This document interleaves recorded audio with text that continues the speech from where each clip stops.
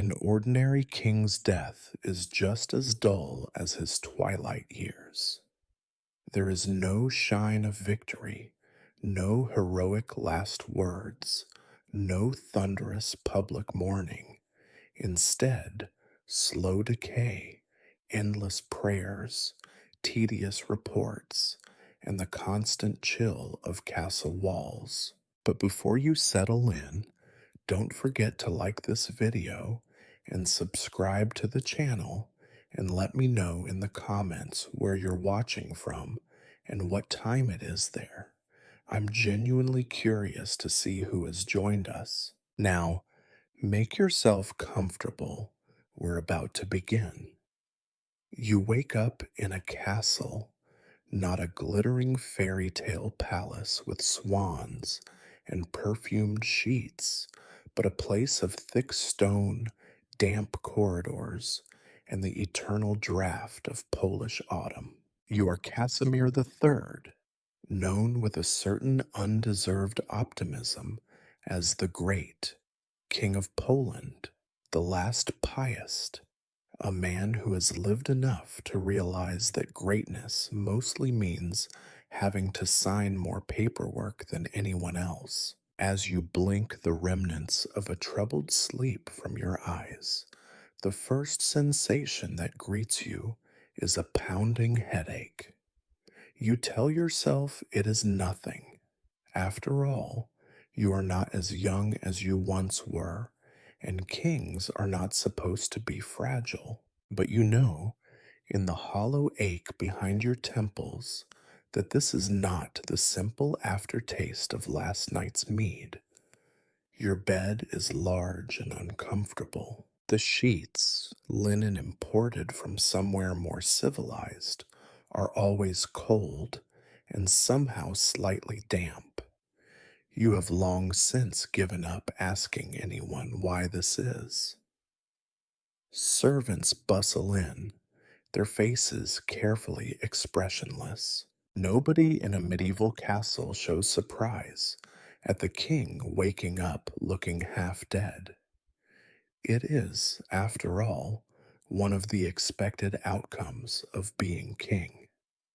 You sit up, fighting the urge to lie back down and disappear under the covers forever. A cup of watered wine appears in your hand, delivered by a boy whose name you have never bothered to remember. He bows, shuffles away, and you are left with the taste of sour grapes and stale bread. Someone outside the door is arguing about whether the windows should be opened or closed, as if this would somehow banish the ancient chill that lives in the castle walls. You sigh. The day has begun. It is easy to imagine for a moment that you might simply refuse to rise, that you could lie in bed, wrapped in that peculiar blend of privilege and misery, and let the kingdom handle itself. But you know that kingdoms do not run themselves. Every day brings disputes to be settled, taxes to be raised, alliances to be maintained, and relatives to be pacified. If you did not haul yourself out of bed, there would be a parade of nervous officials and solemn priests wringing their hands in the corridor, each with a more tedious problem than the last. Your bones crack as you swing your legs over the side of the bed. You pause, waiting for the dizziness to fade.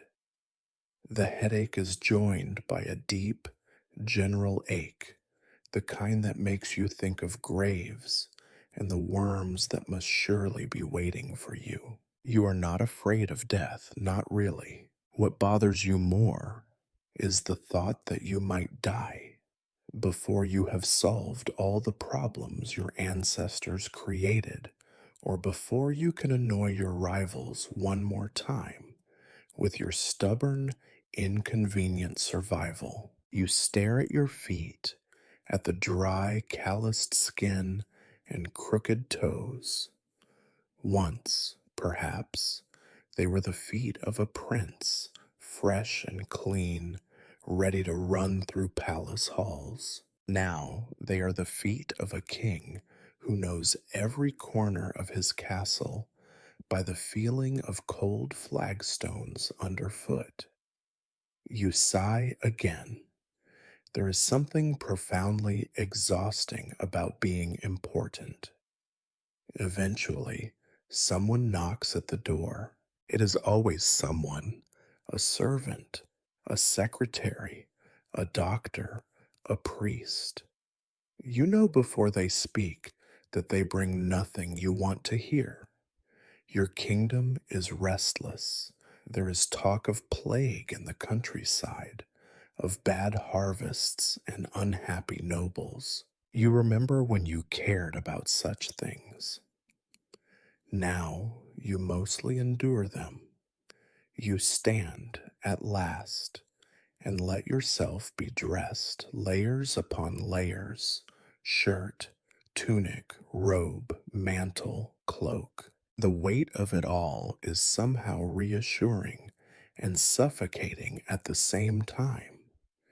You feel like a statue being draped for a public unveiling, everyone waiting to see if you are still alive enough to rule another day. The room smells of cold ashes and candle wax.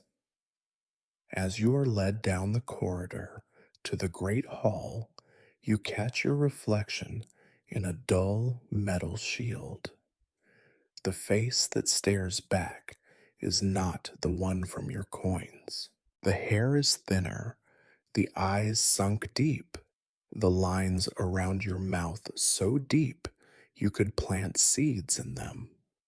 Still, you are king, at least for today. The day stretches before you, full of minor ceremonies, dull meals, and the endless gray drizzle of royal responsibility. Outside, the wind hurls itself against the windows. Inside, you find yourself longing, absurdly, for the simplicity of childhood, for a world without politics or headaches. But you are Casimir the III, and you are awake. You must face your subjects, your rivals, your doctors, and your fate, however slow and monotonous that fate may turn out to be. You trudge onward, as all kings must, into another day of living history. Your feet carry you, almost on their own, through the well-worn path of royal routine. You tell yourself that you are used to the stiffness, that the heaviness in your arms is simply the consequence of so many years spent holding scepters, signing decrees, and occasionally lifting cups to toast another forgettable treaty. Still, there is a new sluggishness in your blood this morning, a laziness that no amount of cold water or strong wine can quite dispel. You try to ignore it. The day unfolds, bland and predictable. First, a council session. The chamber is drafty, with a tapestry depicting some ancestor's glorious and likely fictional battle. Around the table, your counselors wait, faces pinched and expectant, quills poised over parchment. You know their names, most of them at least. Their problems, however, are always the same: not enough grain, too many taxes, villages quarreling over a cow, nobles who believe they deserve more land because their grandfather once stood near a prince at a hunt. You try to listen, you really do. But each voice blurs into the next, and your mind, ever so slightly, begins to drift. You are aware of a nagging discomfort behind your eyes. At first, you try to dismiss it, a consequence of too little sleep, perhaps. but it does not fade. When you rub your temples, you catch the worried glance of your chancellor. He does not comment. Nobody comments. The king's health is a subject best left unspoken, like heresy or adultery. It is not that your court is loyal. They simply fear that the mere mention of royal illness might cause the heavens to collapse upon their heads. You ask for a report on the treasury. Someone drones on about gold, silver, the number of coins in each chest, the names of 3 dozen tax collectors who are suspected of being only mildly more dishonest than average. The details slip through your mind like rainwater through an old roof. You nod at the right moments, your lips forming answers out of habit. All the while, that small, relentless ache in your skull continues to throb, pulsing in time with the drone of your counselor's voice. The morning stretches on. You sign your name to a document authorizing the repair of a bridge you have never seen. You grant an audience to a minor noble whose breath smells of onions and ambition. You approve, with a tired gesture, a list of new laws that nobody will read and fewer will obey. Your hand cramps around the quill. You wonder, for a moment, if your fingers are growing weaker. Perhaps it is simply the weather. At noon, you are summoned to the great hall for a meal. The room is filled with courtiers, each of them hoping for a nod or a word, anything that might elevate their standing by a fraction. The table is loaded with food, most of it cold, all of it overcooked. There are roasted meats, pickled vegetables, thick slices of black bread, and a pie that leaks gray juices. You force yourself to eat because it is expected. The taste is bland, the effort exhausting. You notice with some detachment that you have no real appetite. After the meal, you are presented with petitions. Peasants complain about wolves, merchants complain about tariffs, knights complain about each other. You listen, or at least you pretend to. You think about your head, your aching back, the fatigue that creeps into your bones. The world grows quieter around you, the edges of the room softening. Your vision swims. You blink, and the hall snaps back into focus.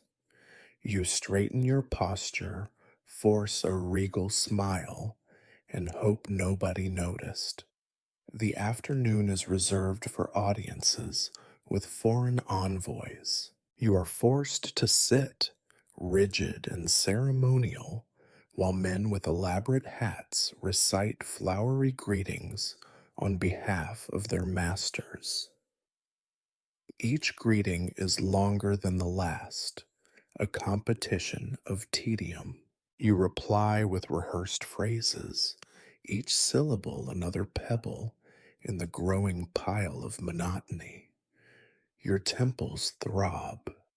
You feel sweat prickling under your collar. There is an odd taste in your mouth, something metallic, as though you have bitten your own tongue. You drink from a cup, only to find the water tepid and stale. For a moment, you imagine that every drop you drink is drawn from the same ancient well as your ancestors, each of them taking a sip before moving, inevitably, toward death. You wonder if they felt like this, tired, distracted, overwhelmed by the sheer weight of existing as a king.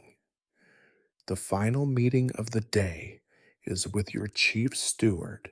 He presents you with a list of complaints from the kitchens.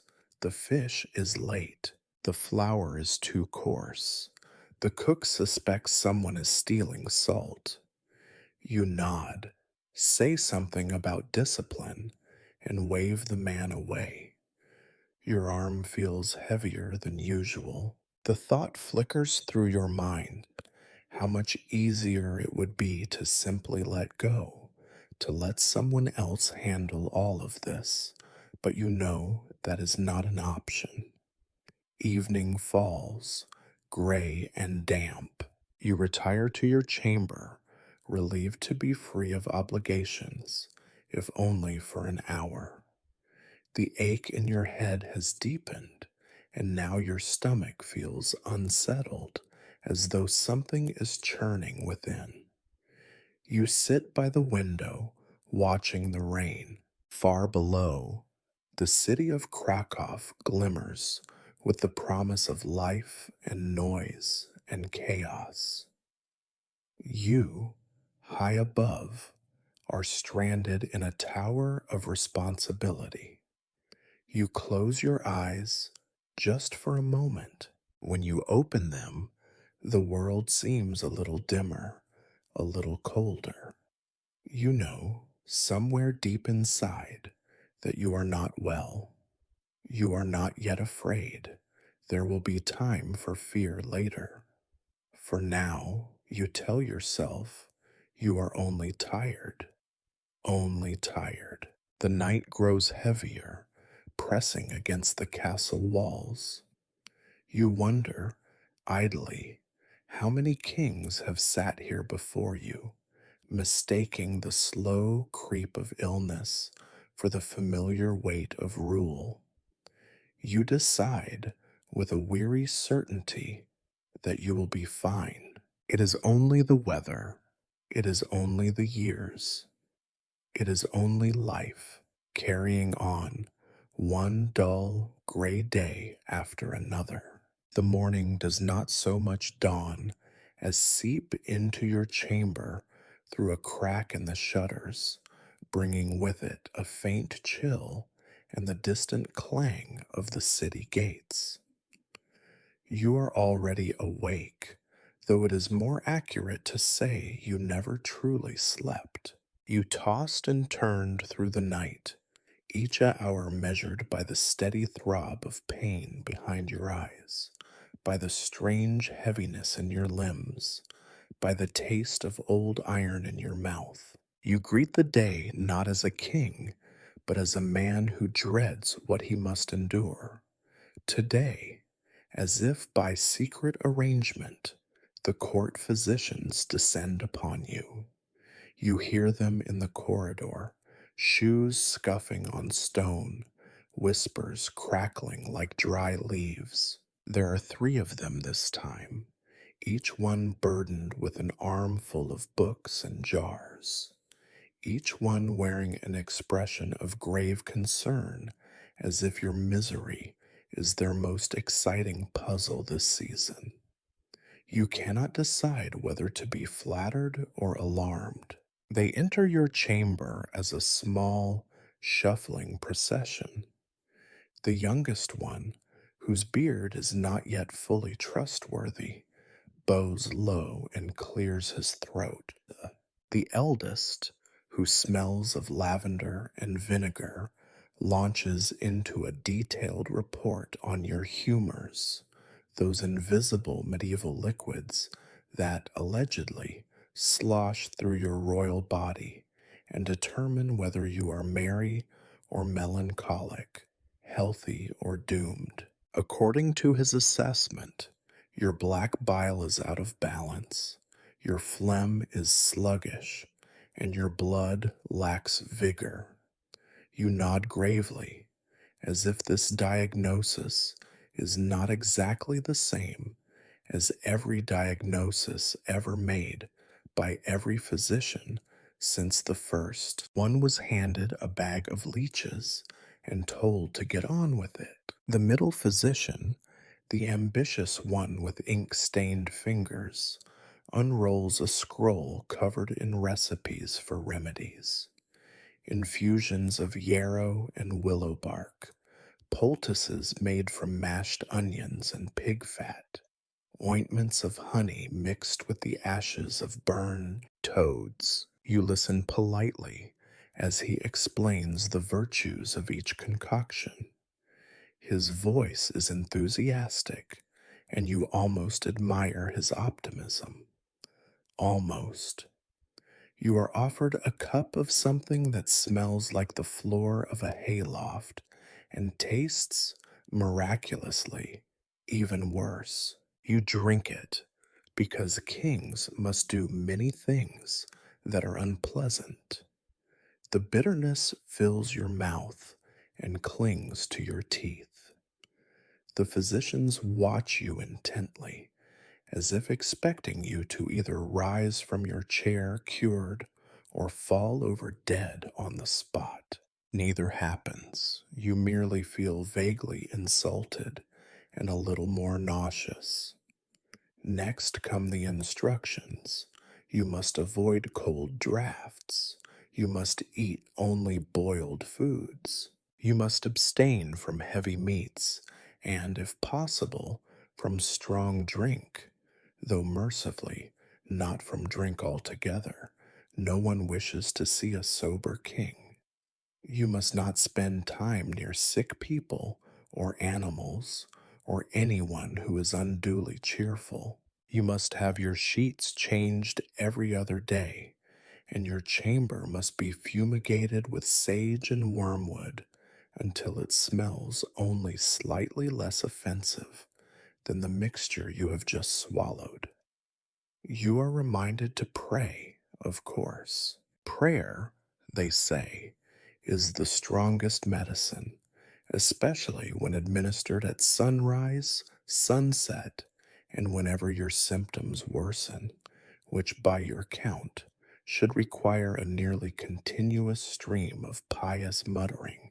The physicians do not care which saint you choose, so long as you choose one and stick to it. This, you suspect, is because saints, unlike physicians, cannot be blamed when you get worse. They ask about your dreams. Have you seen owls, or snakes, or women dressed in black? Have you dreamed of falling, or drowning, or being chased by wolves? You consider lying just to see how their advice changes, but you are too tired for mischief. You tell them the truth. You dream of numbers, rows and rows of numbers on scrolls, coins counted and recounted, debts that never settle. They nod, clearly disappointed. Numbers are not a recognized symptom. The eldest physician places a careful hand on your forehead. He pronounces your temperature a little warm, but not alarming. He prescribes rest, which is as impractical for a king as it is for a plowman, and recommends that you listen to the readings of Holy Scripture in the original Latin, since this, he claims, is calming to both body and soul. You suspect he simply wishes to show off his pronunciation. When the examination is over, they leave as solemnly as they arrived, carrying away your dignity in a cloud of strange odors and muffled coughs. A servant opens a window, letting in a draught that the physicians have just forbidden. You sit in your chair, a cup of bitter herbs cooling at your elbow, and try to remember the last time you felt truly well. You hear distant laughter in the courtyard, children, perhaps, or drunken soldiers. The sound drifts up and fades, lost in the labyrinth of the castle. You wonder, not for the first time, if any of these remedies ever truly helped anyone, or if they are simply elaborate rituals designed to distract you from the slow, inevitable progress of time and illness. By late afternoon, your stomach is uneasy, your head is heavy, and your patience is wearing thin. The servants tiptoe around you as if the wrong noise might shatter the fragile peace. Outside, the day is gray, neither warm nor cold. Perfect weather, the physicians would say, for contemplating mortality. As evening falls, you are alone again. The only proof of the physician's visit is the lingering taste of their remedies and a sense of vague irritation. You lie on your back and stare at the canopy above your bed, tracing the same patterns you have traced for years. The kingdom may be at peace, but your body, it seems, has declared a quiet, persistent war. It is, you decide, a very medieval sort of misery, neither dramatic nor fatal yet, just a slow, relentless discomfort, the kind that does not even have the dignity of a name. You pull the blankets up to your chin and tell yourself you will feel better in the morning. Kings, after all, are supposed to recover. No one has ever written a song about a king who died of nothing in particular. Sleep, when it comes, is shallow and full of interruptions. Your dreams are not about numbers this time, but about endless corridors lined with doctors, each one eager to prescribe another potion, another poultice, another prayer. You walk down the corridor forever and never reach the end. Morning is slow to enter your chamber, as if even the sun is reluctant to disturb your uneasy rest. By the time you open your eyes, your temples throb with the dull, familiar ache of disappointment. You consider for a moment not moving at all, but the noises of the castle, bells chiming somewhere far off, servants clattering with buckets, muffled shouts in the courtyard, insist that the world outside your heavy curtains remains stubbornly alive. Today, the priests arrive. Their procession is quieter than that of the physicians, but not by much. You know them all. Father Stanislav with his endless cough, Brother Antoni, whose hair resembles a bird's nest, and the thin, anxious novice who always seems one step away from tripping over his own robes. They carry relics and candles, little bags of bones and teeth, waxy icons of saints with expressions as weary as your own. Their pockets rattle with prayer beads. The priests bow, crossing themselves with gravity. You almost envy them their certainty.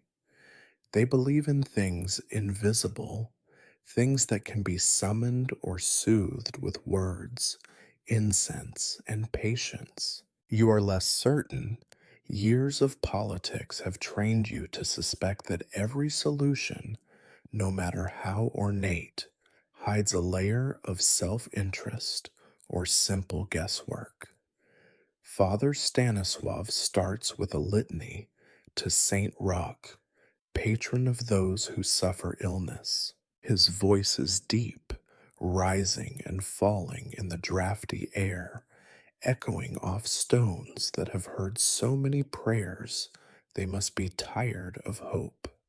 He sprinkles holy water over your head and murmurs blessings in Latin. The water is cold on your scalp. For a moment, you almost believe it is helping. Almost. Brother Antoni lights a circle of candles and instructs you to hold a small wooden cross while reciting the prayer to Saint Sebastian, the other patron of plague and fevers. You do as you are told. You have learned over decades that it is easier to perform these rituals than to argue. You close your eyes and whisper the words, lips moving without conviction. The candles flicker, and for a moment the shadows in the room seem to shiver and draw back. You remember your mother's hands guiding you through the same prayers as a child, when every cough was a crisis and every fever a potential tragedy. The priests bring out their relics, a splinter from the true cross, a fragment of Saint Stanislaus's robe, a mummified thumb from some obscure martyr. Each one is presented to you for a brief, reverent kiss. You comply, tasting dust and old linen. The novice kneels and asks, in a voice barely louder than a whisper, whether you have made your confession. You suppress a sigh. You have confessed more in this life than you ever sinned. They urge you to spend the afternoon in meditation, reading scripture, or, failing that, simply repeating the names of saints. The priests assure you that the greatest remedy for affliction is spiritual purity. You nod solemnly, though you suspect the greatest remedy is a quiet room and fewer interruptions. They urge you, above all, to keep faith, faith that suffering is redemptive, that illness is a test, that a king's pain is a kind of crown. You want to believe them, but the ache in your bones remains unconvinced. When the priests leave, the air smells of wax and incense, heavy and sweet. For a time, the chamber is silent, except for your own breath and the faint crackle of dying candles. You stare at the little heap of relics on your table. How many other kings have pressed their lips to these bones, desperate for a miracle? How many prayers echo in these stones, unanswered, but never quite silenced? You try to pray, but your mind drifts. You wonder if there are other rituals, stranger and older, that might help. Your grandmother spoke of charms and herbs, of wearing garlic at the neck, of burying a black hen at the crossroads to fool the spirits of disease. You remember the way peasants hung rowan branches over doorways and burned sage to drive out the evil air. You find yourself half tempted to try it all. You are, after all, a king. Surely your superstitions should be more effective than those of common folk.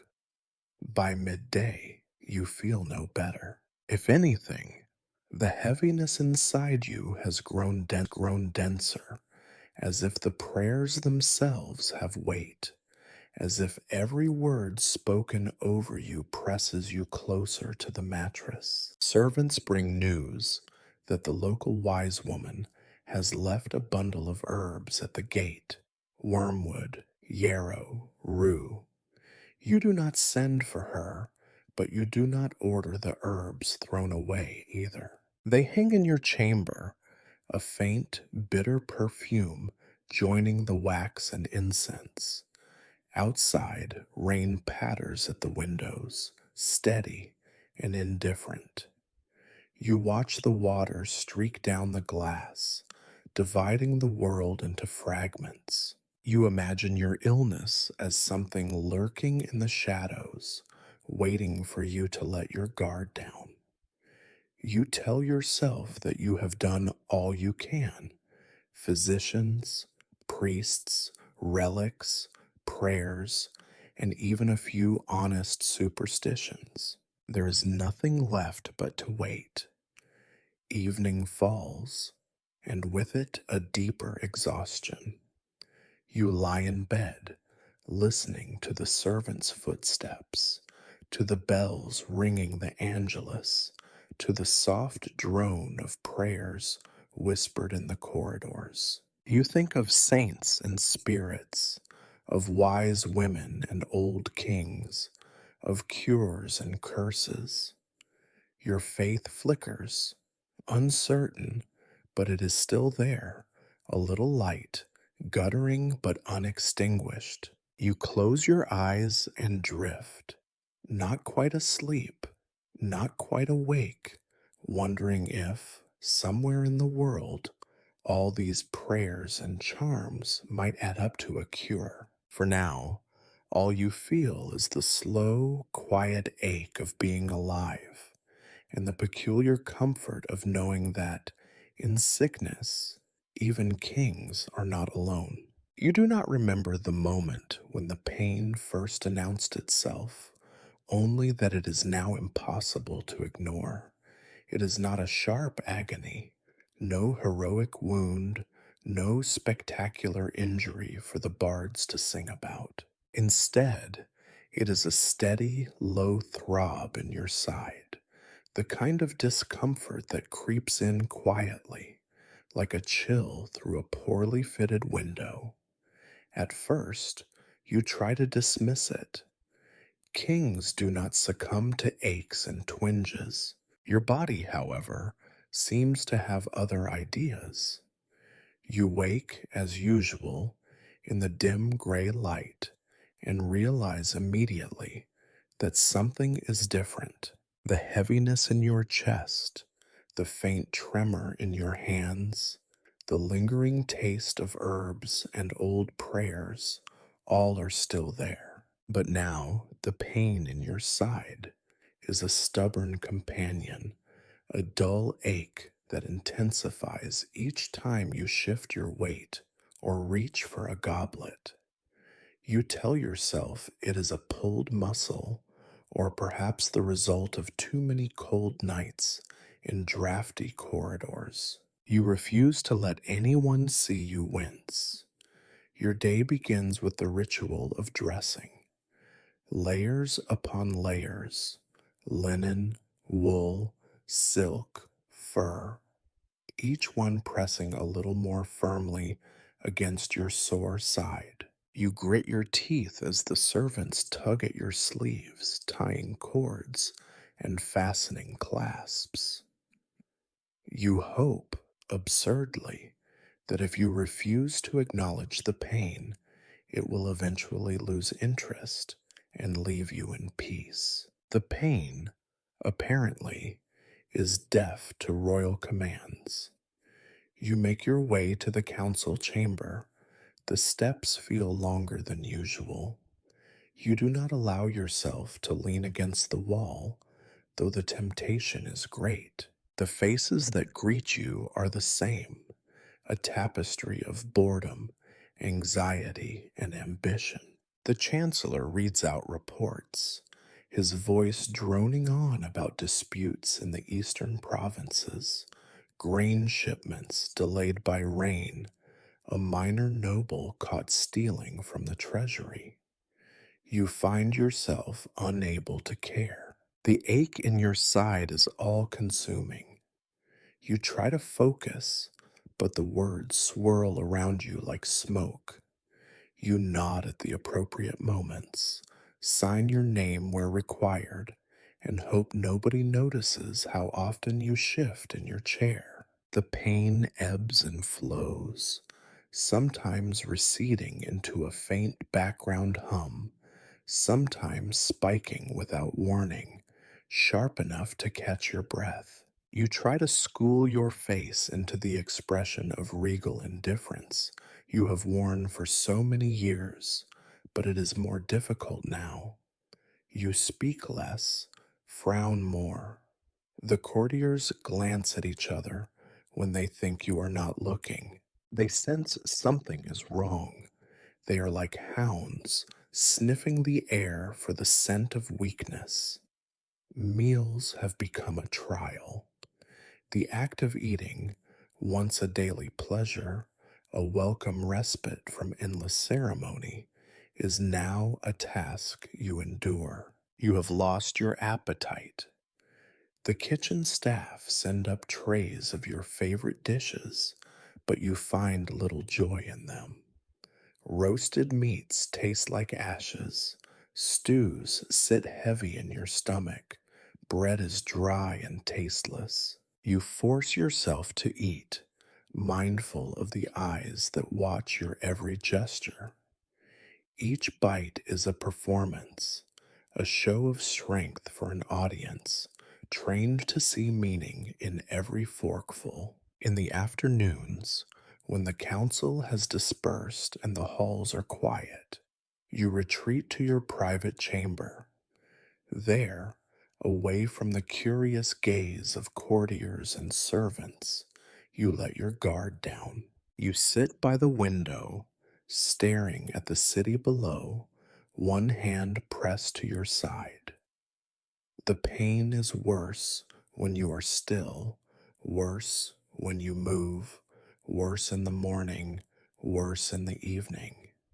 In truth, it is simply worse. You consider summoning the physicians again, but you already know what they will say. More herbal teas, more prayers, more bloodletting, more leeches.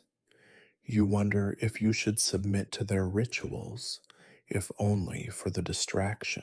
Yet you cannot quite bring yourself to invite them back. Their well meaning fussing is as tiring as the pain itself. Instead, you try to distract yourself with routine. You review documents, hear petitions, sign decrees. You force yourself to hold court, to dispense justice, to arbitrate disputes between merchants who care more about tariffs than about the slow, steady collapse of the body before them. You smile, but it feels thin, a brittle mask that might shatter at any moment.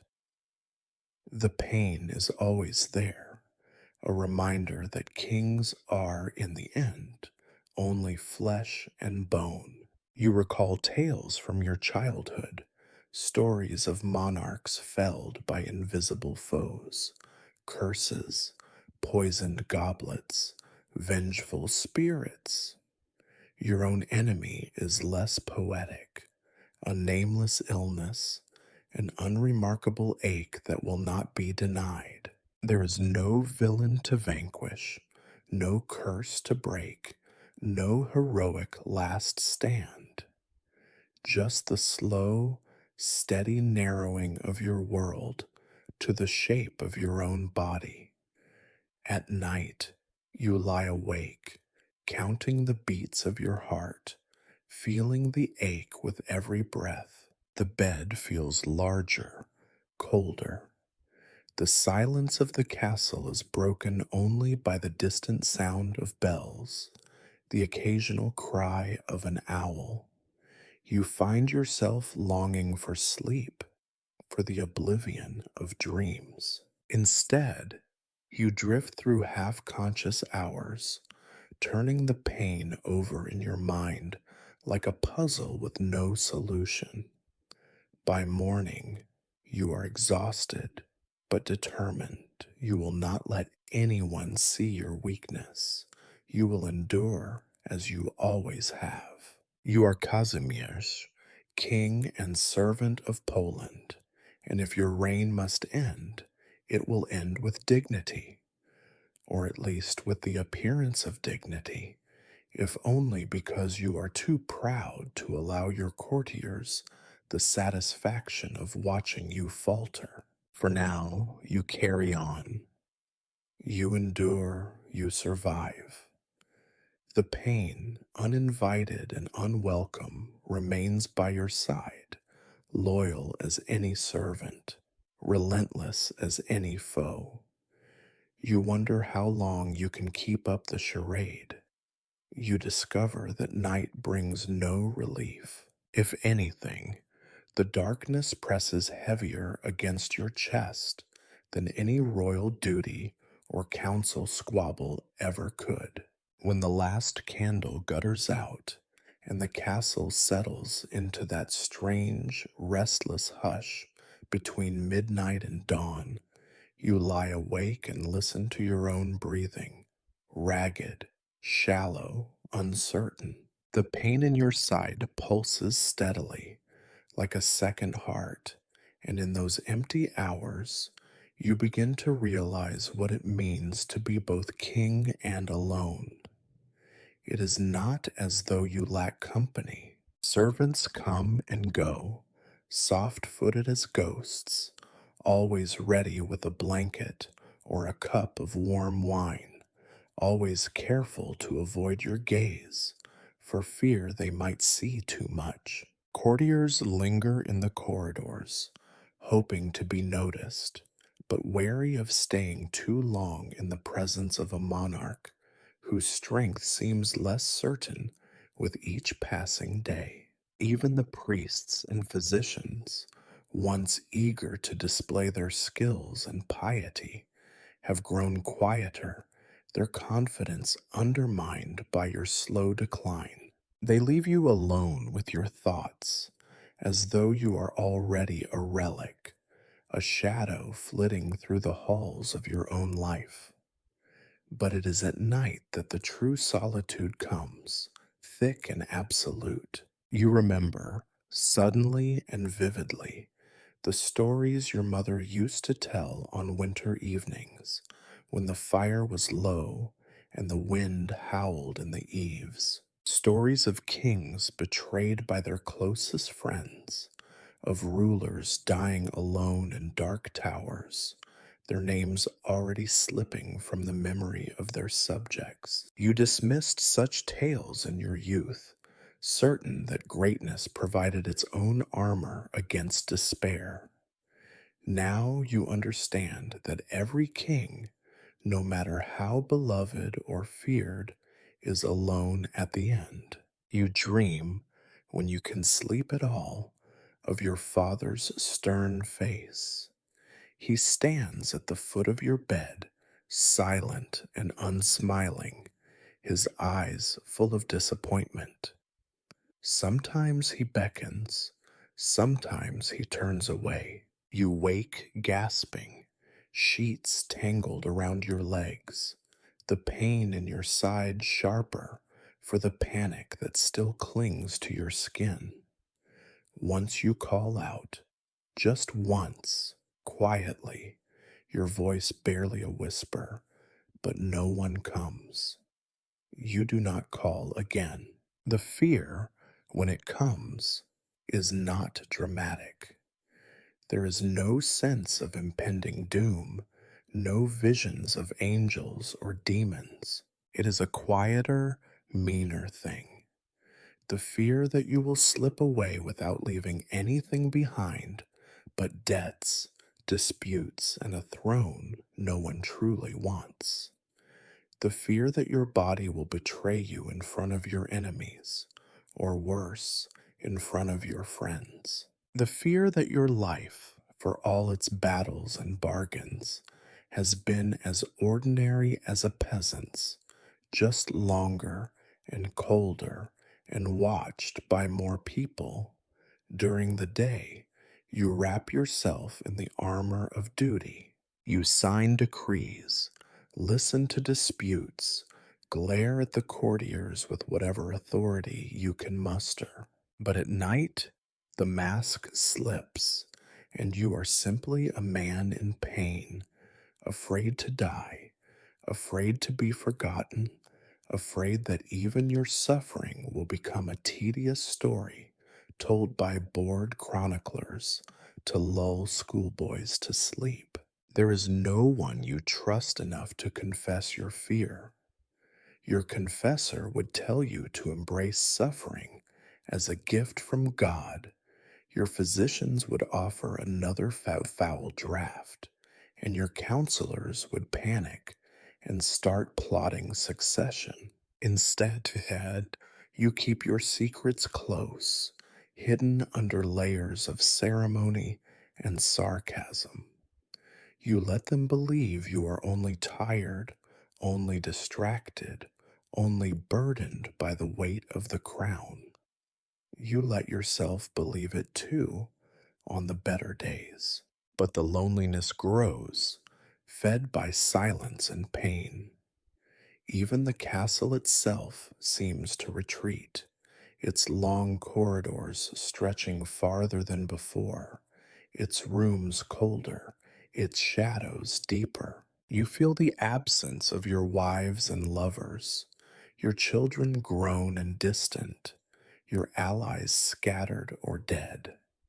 The great halls that once echoed with laughter and music now ring hollow, haunted by the memory of better days. You wonder how many kings before you sat in these same rooms, counting the cracks in the ceiling, hoping for a miracle or an end.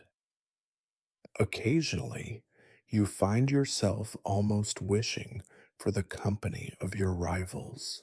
At least a well timed coup or assassination attempt would distract you from the slow, ignoble progress of disease.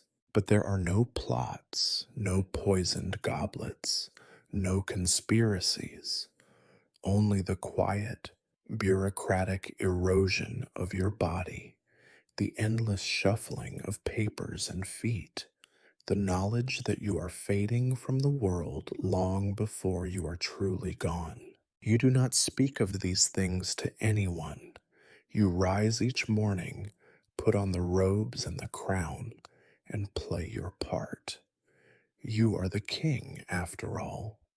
You cannot afford to be afraid, not in public. But in the dark, when sleep will not come and the pain gnaws at your side, you are only Casimir's, a man, aging and afraid, listening for footsteps in the night that never quite arrive. You think of your father. You think of all the kings who have come before you, their bones crumbling under the earth, their names carved into stone and promptly forgotten by all but the most dutiful monks. You wonder if anyone will remember you, really remember you, after you are gone, or if you will be just another sad, sick man in a long, unbroken line of them, waiting for the dawn that never quite comes soon enough. And when the morning finally breaks, gray and cold and indifferent, you force yourself to rise. You greet your servants with what remains of your dignity, and you begin again, because that, in the end, is all that kings, indeed, all men, can do. Word spreads faster than the river flows, even within castle walls. It begins as a rumor, always whispered by someone who swears it is not their business but shares it anyway, as if gossiping about disease offers some kind of protection from it. In the chilly corridors of your keep, you begin to hear more stories about villages succumbing to plague, about carts rattling down muddy roads, about grave pits dug hastily and filled even faster. At first, the messengers try to spare you the worst details. They shuffle into the council chamber with their heads bowed, muttering about unfortunate circumstances in the countryside, unusual patterns of illness, isolated outbreaks. You have heard these euphemisms before, and you know exactly what they mean. People are dying, and nobody knows why or how to stop it. You pretend to listen with your usual kingly gravity, but the pain in your side has sharpened, becoming more insistent every day. Sitting for any length of time makes you restless. Standing too long leaves you lightheaded and irritable, yet you force yourself to endure each tedious briefing. To rule, after all, is to hear bad news and pretend you are not surprised. Today, The royal steward enters with a fresh stack of letters from your officials in the provinces. The parchments are stained and crumpled, the ink smudged by rough hands and rougher journeys. The steward's own hands tremble ever so slightly as he recites the roll call of afflicted towns. The names blur together: Tarnov, Sandomierz, Novi Sunch, Chelm. Places you have visited, places you have taxed, places whose loyalty you have spent a lifetime securing. Now, in a handful of sentences, they are reduced to numbers. So many dead, so many ill, so many bodies that no one will claim. Your counselors debate what to do. Some advocate sending more priests to conduct mass burials and endless prayers. Others call for the city gates to be closed, for travel to be forbidden, for trade to be suspended, although nobody actually wants to lose access to fresh meat, wine, or cloth. Still others, with the bravado of men whose own beds are safe and warm, declare that the weak must simply die so that the strong may carry on. You do not say it aloud, but you note that none of them volunteer to visit the afflicted towns themselves. As they argue, the pain in your side seems to pulse in time with their voices, a reminder that disease cares nothing for power or privilege. You catch yourself wondering, with a strange mixture of dread and curiosity, whether the plague stalking the countryside is the same ailment gnawing at your own insides. You remember the tales of your childhood, of kings and beggars brought low by invisible, implacable forces. God's will, the priests always say, as if suffering were a kind of divine bookkeeping. You try to appear decisive. You order more guards on the city gates, more food stores secured within the castle, more proclamations written in your name, warning the people to remain indoors and avoid strangers. The scribes dutifully scratch out these decrees, their faces long and pale. It is all performance, you know, and you suspect they know it too.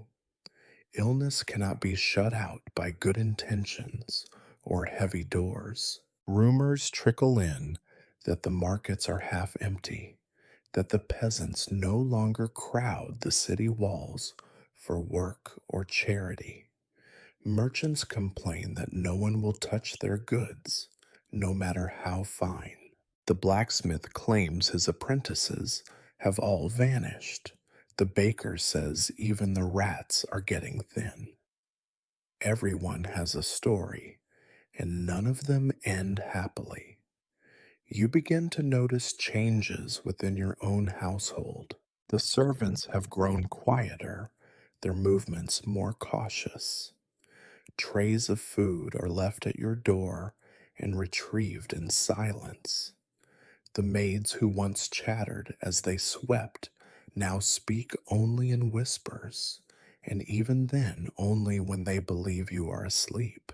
You catch the kitchen staff dousing themselves in vinegar and garlic before serving your meals, as if sour breath and bitter fingers might ward off the angel of death. You order the castle physician to explain the difference between your illness and the plague, but he offers only vague reassurances.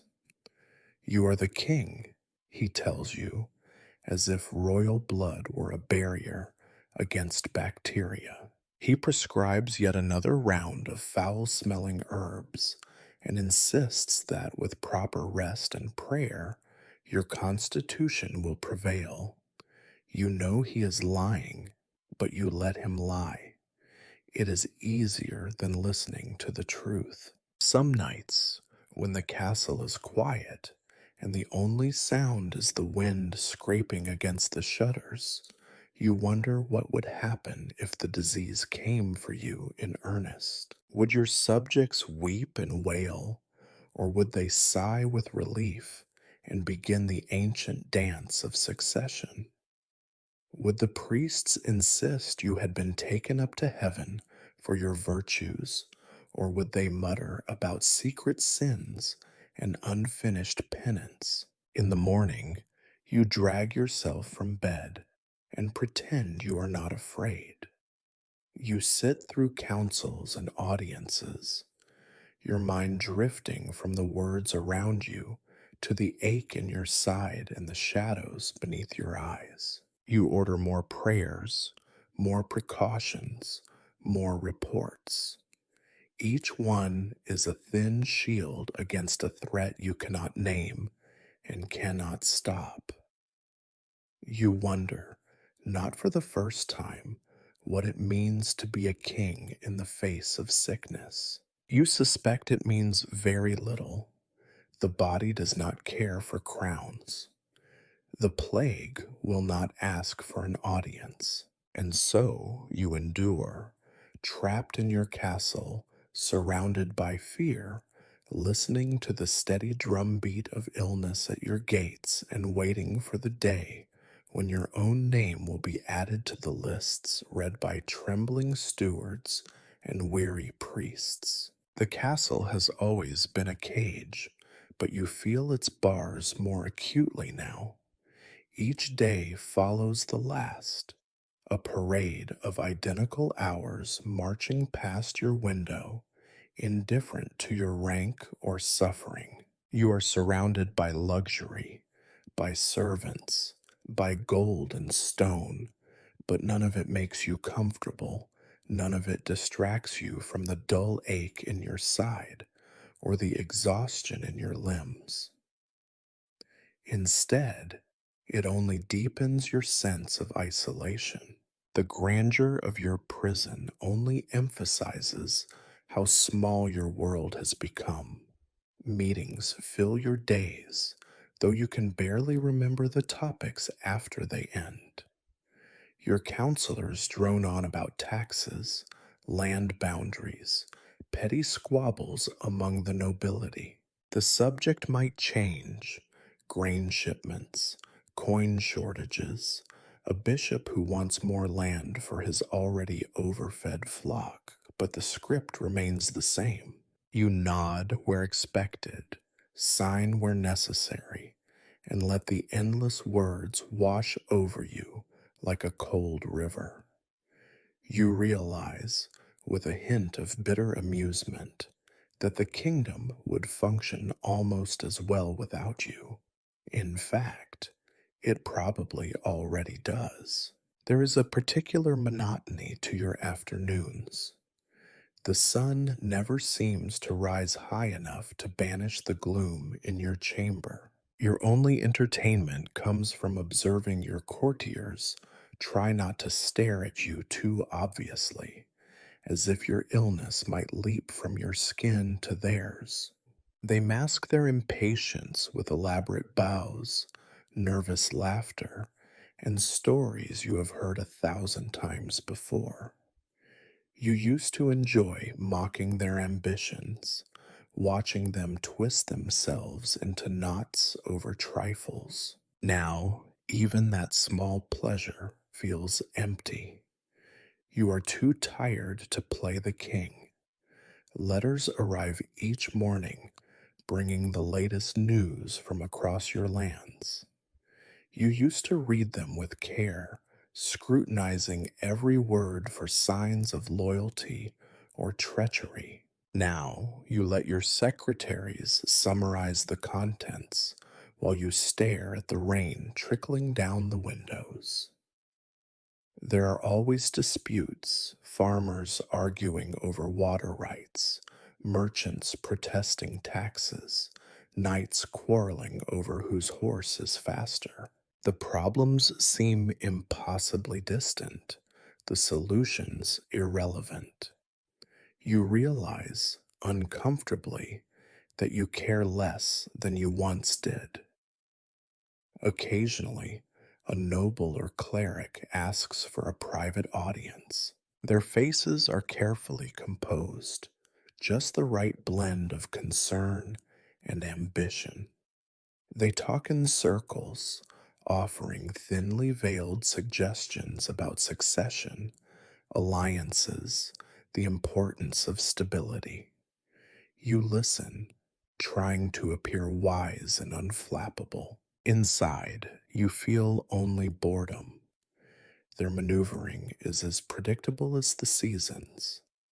You wonder if they would be so eager to plan your future if they could feel the pain in your side or the heaviness in your chest. The servants, meanwhile, have adopted a strategy of studied invisibility. They move through the corridors like shadows, never lingering in your presence. When you catch their eyes, they look away quickly. You are the king, but you are also a warning, a reminder of how easily power can be undone by something as ordinary as disease. Even your closest advisors keep their visits brief. They talk of respecting your need for rest, but you know they are simply afraid. Food, once a daily pleasure, has become another trial. You nibble at bread, push meat around your plate, sip at cold broth. The cooks are careful to prepare your favorite dishes, but you find little taste in anything. The act of eating feels like a performance for the sake of tradition. You force yourself to finish enough to quiet the whispers, to prevent any rumors that the king is too weak to eat. When the meal ends, you feel no satisfaction, only relief. Your body grows weaker, and with it, your patience. You snap at servants over minor mistakes. You interrupt your advisors, cut short their reports, dismiss their suggestions with a wave of your hand. You know they talk about you behind your back, trading stories of your temper, your decline. You do not care. Let them gossip. Let them plan. You are too tired to play the part they expect. The only thing you want is silence, and the castle offers none. There are moments when you consider leaving your chambers, walking through the city, seeing the world as it is rather than through the reports of others. But the thought of the effort involved, each step an ordeal, each encounter an opportunity for pity or revulsion, leaves you sitting by the window instead. You watch the changing sky, the coming and going of servants, the endless fall of rain. Days slip past, indistinguishable from each other, measured only by the slow advance of your pain. You once believed that power offered freedom, that a king could shape the world to his will. Now you see how little control you truly possess. Illness ignores your commands. Time moves forward regardless of your protests, and the world beyond your chamber continues without you. The kingdom endures, its people grumbling and surviving, its lords scheming and feasting, its priests praying and collecting tithes. Your presence, you suspect, is not missed as much as you would like to believe. Sometimes, in rare moments of clarity, you wonder what it would be like to slip away unnoticed, to become a shadow in your own story, to let others take up the burden of rule. But even this small act of rebellion is denied you by tradition, by duty, by the ever watchful eyes of your court. And so you endure, bored and powerless, a king in name if not in spirit, marking the passage of days, by the lengthening shadows on your chamber wall. Just when you think you have cataloged every variety of medieval tedium, the castle surprises you. On a damp, uninspired afternoon, a new character enters the stagnant theater of your life, an alchemist, summoned by someone with more optimism than sense. He is introduced with fanfare entirely out of proportion to his reputation and even more out of proportion to his appearance. His beard is patchy, his eyes are wild, his robes are stained with substances you do not want identified. He bows so deeply, his hood nearly touches the floor. You force yourself to look interested, if only because it is something new, an event at last that does not involve another report on the price of salt or the latest argument between bishops. The alchemist claims to have come from far off Prague, or maybe Venice, or perhaps the moon itself. He says his reputation is immense, which is never a good sign, and he promises cures that defy description. Your counselors, you notice, keep a safe distance, as if proximity alone might lead to accidental transformation into a toad. You are too tired for such concerns and far too bored to refuse an audience. Besides, if a drop of gold or the sweat of mercury might return you to health, or at least to the novelty of a new discomfort, why not give the man a chance? He produces a series of small vials and odd shaped glass bulbs, setting them on the table with reverence. The contents range from glittering silver dust to a sludge the color of pond water. The smell is immediate and unmistakable, a heady blend of vinegar, burned hair, and something rotten. You almost laugh. If this does not kill you, nothing will. The alchemist launches into an explanation, half Latin, half nonsense, about the balance of elements within the body, the virtue of metals, and the mysterious influence of the planets. He talks about the salt of wisdom and the mercury of the soul. He suggests, with a seriousness bordering on parody, that your illness is caused by an imbalance between the sun and Saturn in your blood. You nod, as if this is the first time you have heard such a theory. It might as well be. Your physicians, priests, and wise women all blame different invisible enemies. Why not add Saturn to the list? He asks for your hand, and you, suddenly feeling reckless, offer it. He examines your palm, frowns, then pulls out a piece of amber and waves it over your wrist, muttering words that sound suspiciously like a menu at a bad tavern.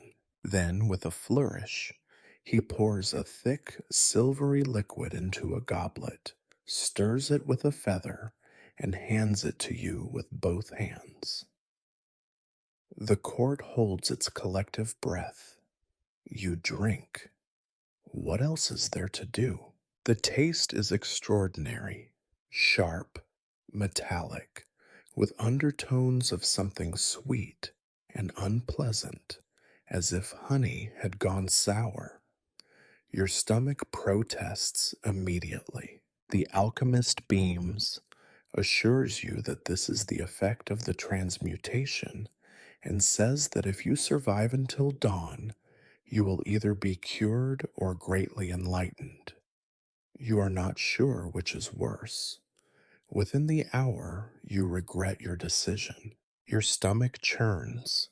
The pain in your side becomes a hot, stabbing thing. You break into a cold sweat. Your physician is summoned in a panic, and for a moment you see genuine concern on his face, perhaps fear that you will die of alchemical misadventure, and leave him to explain it to the chroniclers. The night is long and uncomfortable. You pass it in restless agony, neither asleep nor fully awake, half expecting to grow scales or sprout wings by morning. Instead, you remain stubbornly yourself, only sicker, only more miserable. The pain does not vanish.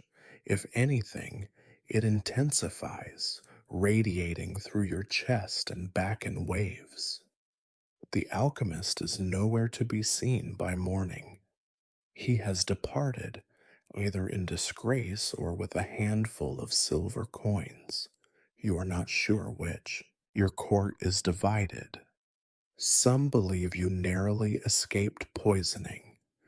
Others suspect this was a test of divine favor and that your survival is proof of your exceptional constitution. You know the truth. You have survived simply because your body is too stubborn to surrender to anything as flamboyant as alchemy. For days afterward, the castle smells of the alchemist's brews. The servants scrub the floors and burn extra incense. You catch snatches of whispered jokes about the king's new humors, about the possibility that you are now partially gold or silver or simply cursed. Even your physicians seem faintly amused, or perhaps relieved that they do not need to compete with the wonders of the philosopher's stone any longer. But you are not amused. Your pain lingers, stubborn as ever, and now you are haunted by a new feeling, a kind of hollow disappointment. You allowed yourself to hope, if only for a moment, that something unexpected might lift you out of this dull routine. Instead, you are left with nothing but a bitter aftertaste and a renewed sense of how little you control.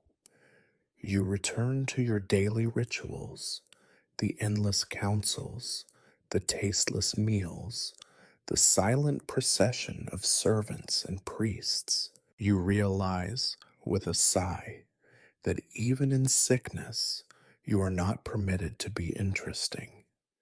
Your suffering must be ordinary. Your decline must be slow. Your death, when it comes, must be as tedious as your life has become. And so you endure. The alchemist is gone, the pain remains, and you are left to contemplate the strange, unremarkable alchemy of decline. Gold reduced to lead, greatness to weariness, hope to monotony. It starts slowly, a tickle in your throat, a warmth behind your eyes, the vague sensation that your thoughts are swimming just below the surface of your mind, waiting to break through in confused flashes. At first, you suspect it is only another side effect of the alchemist's potion, another trick of an exhausted body and a restless mind.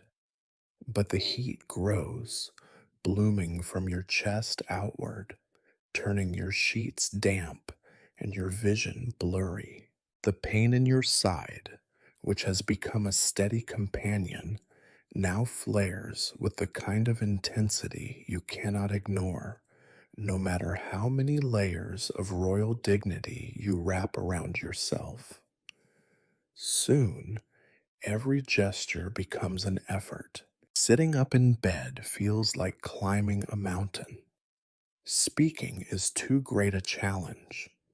The world outside your window, the town, the river, the market stalls, the church towers, shrinks to a dim haze. You hear the footsteps of your servants, the anxious muttering of your physicians, the soft clatter of cups and basins, but their faces are blurs, their voices echoes. As the fever tightens its grip, time loses all meaning. Nights and days melt together in a stream of shivering sweats and cold flashes, of half lucid dreams and broken whispers. You slip in and out of awareness, sometimes convinced that you are somewhere else entirely, sometimes sure that you have been dead for days and no one has noticed. Your body betrays you again and again, muscles trembling, mouth dry, skin alternately burning and freezing. Your heart thuds unevenly, each beat a reminder of just how far you are from well. The visions begin, first as brief flickers in the corners of your sight, then as full, elaborate spectacles staged within the darkness of your closed eyelids. You see faces from your past, lovers long since buried, friends and rivals who vanished years ago, all gathered around your bed as if they have come to judge or comfort you. Sometimes they speak in riddles, sometimes they only watch. Your father appears often, arms crossed, his gaze heavy with both disappointment and concern. There are other visions too, stranger ones. You find yourself walking through rivers crowded with silver fish, none of which you have ever seen in life. You climb staircases that never end, only to find at the top a court filled with animals dressed in courtly robes, all bickering in voices that sound suspiciously like your counselors. You dream of falling, endlessly falling, through empty banquet halls, past banners that flutter without wind, past tables set with food that turns to ash when you reach for it. Once, in a brief moment of lucidity, you realize you are speaking aloud, answering a question posed by a memory rather than anyone present. You catch your physician watching you, concern etched deeply in his face. He whispers something about delirium, about the fires of the body, about the mind floating free. You try to tell him that you are still here, that you know who you are, but the words catch in your throat, thick and heavy. You drift back under, pulled by the undertow of fever.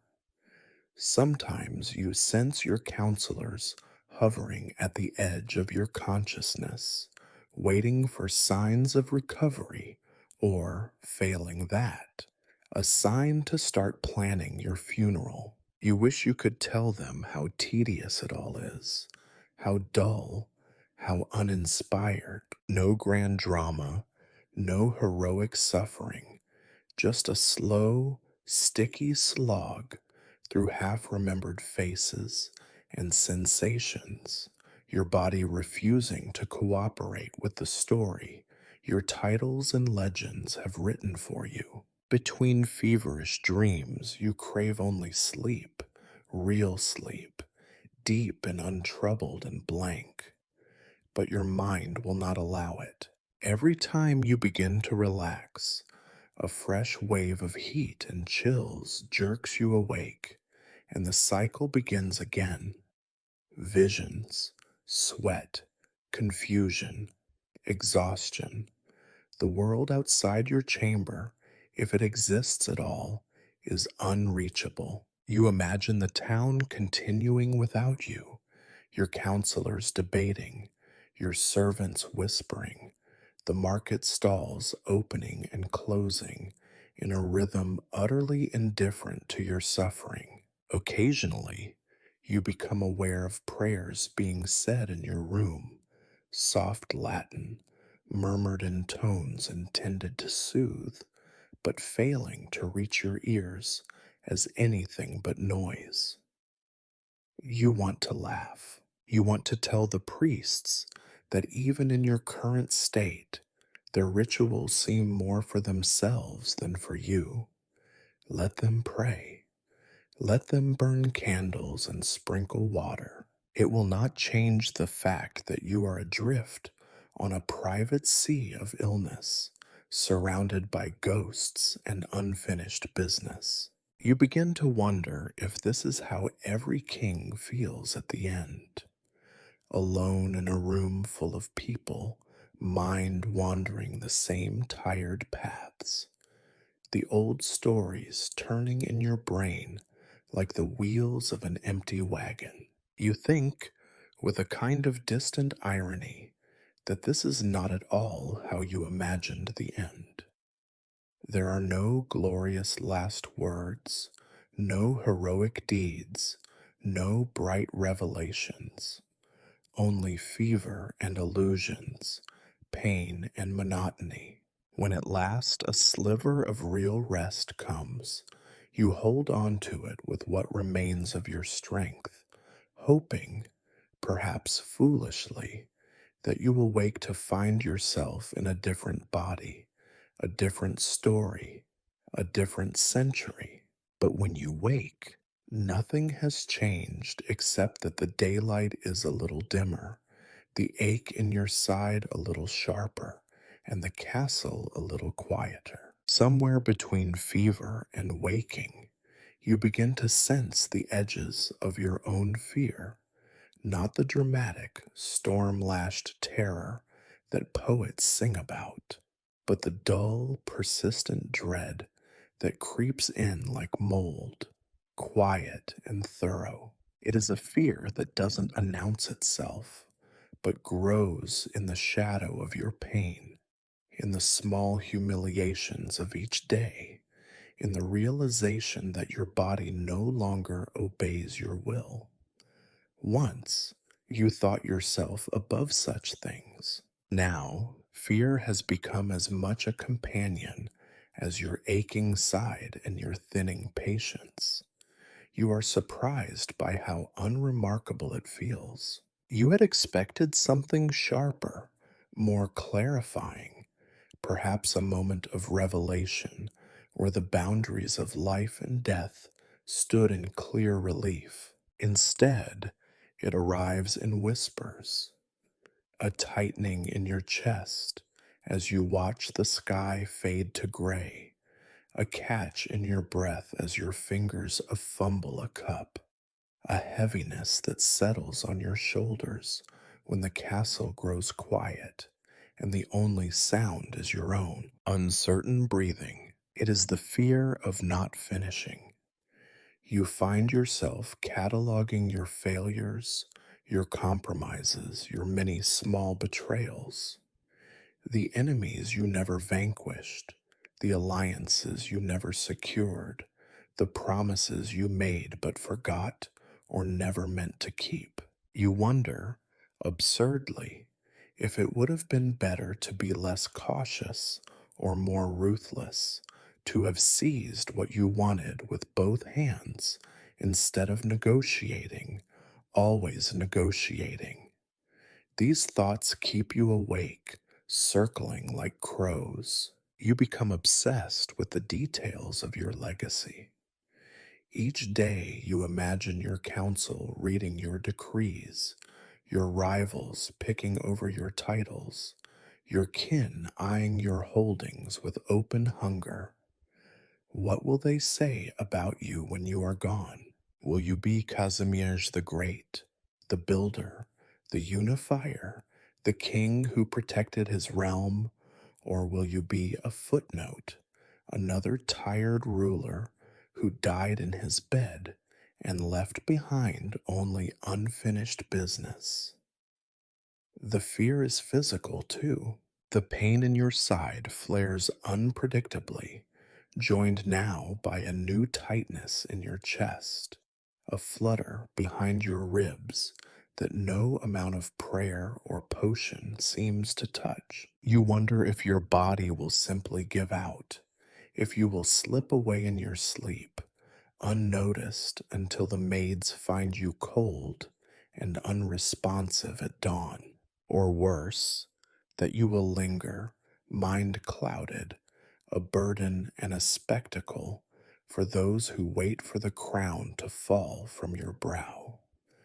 When the priests come, you watch them with a new, almost scientific curiosity. You measure their prayers for effectiveness, their faces for signs that they believe a word of what they say. You feel, with each whispered blessing and each drop of holy water, the gulf between ritual and reality widen.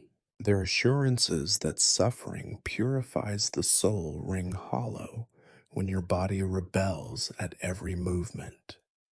Yet you let them continue out of habit, out of superstition, out of fear that even a false hope is better than none.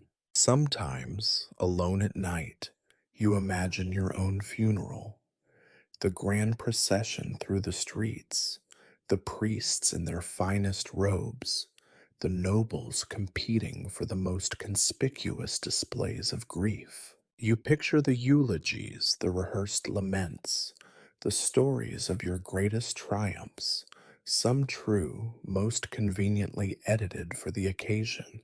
It all feels absurdly theatrical, as if death itself is just another court event, another display for those left behind.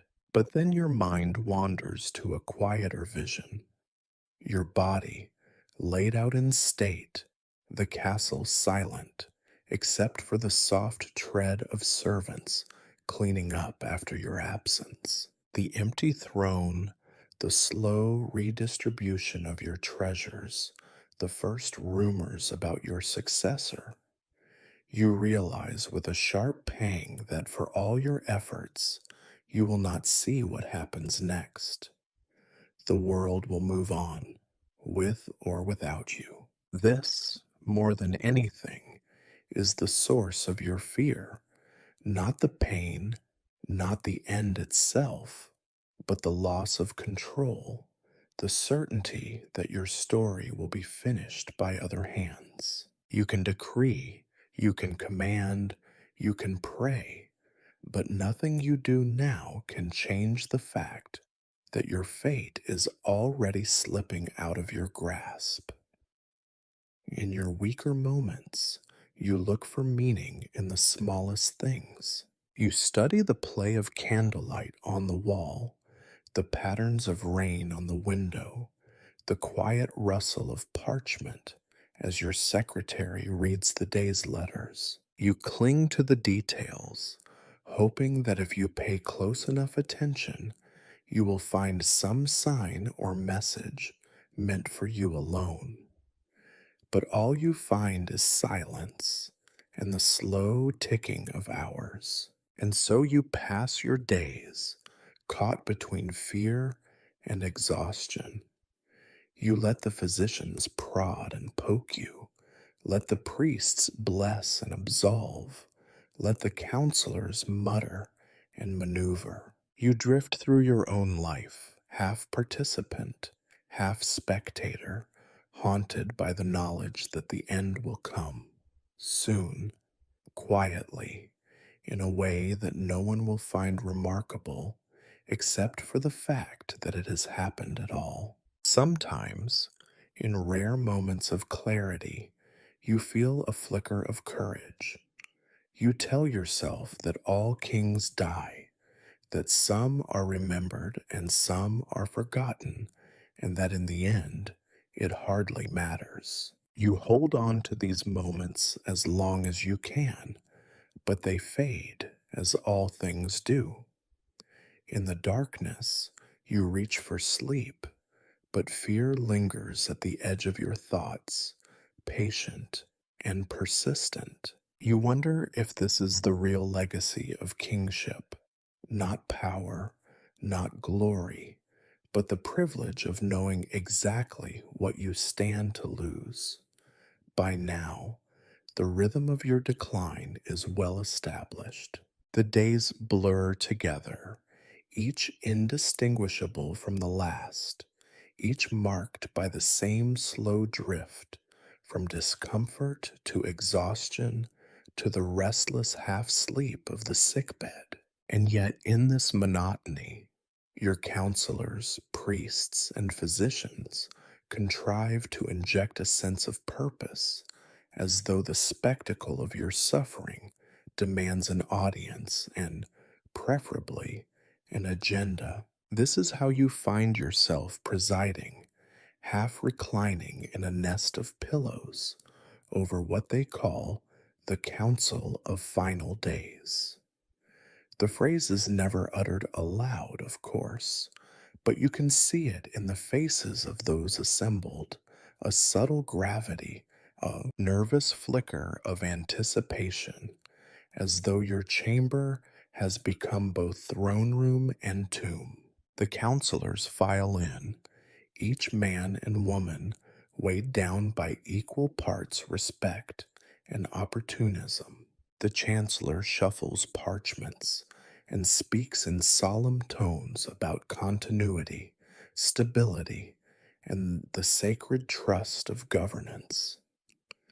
The steward reads out the inventories of grain and silver, as though a full treasury might somehow keep you alive. The bishops quote scripture about the fleeting nature of earthly power and, with only the faintest hint of glee, remind everyone of the importance of preparing the soul for its final journey. Your physicians, three of them, each with his own collection of ointments, jars, and worry beads, take turns offering remedies with the same enthusiasm a chef might display when serving a dish he knows will not be eaten.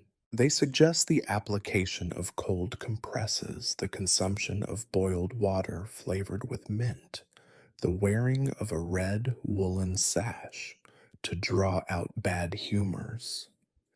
When one proposes binding a live frog to your aching side, the others nod as if it is not the most ridiculous idea ever conceived in the long and tragic history of royal medicine.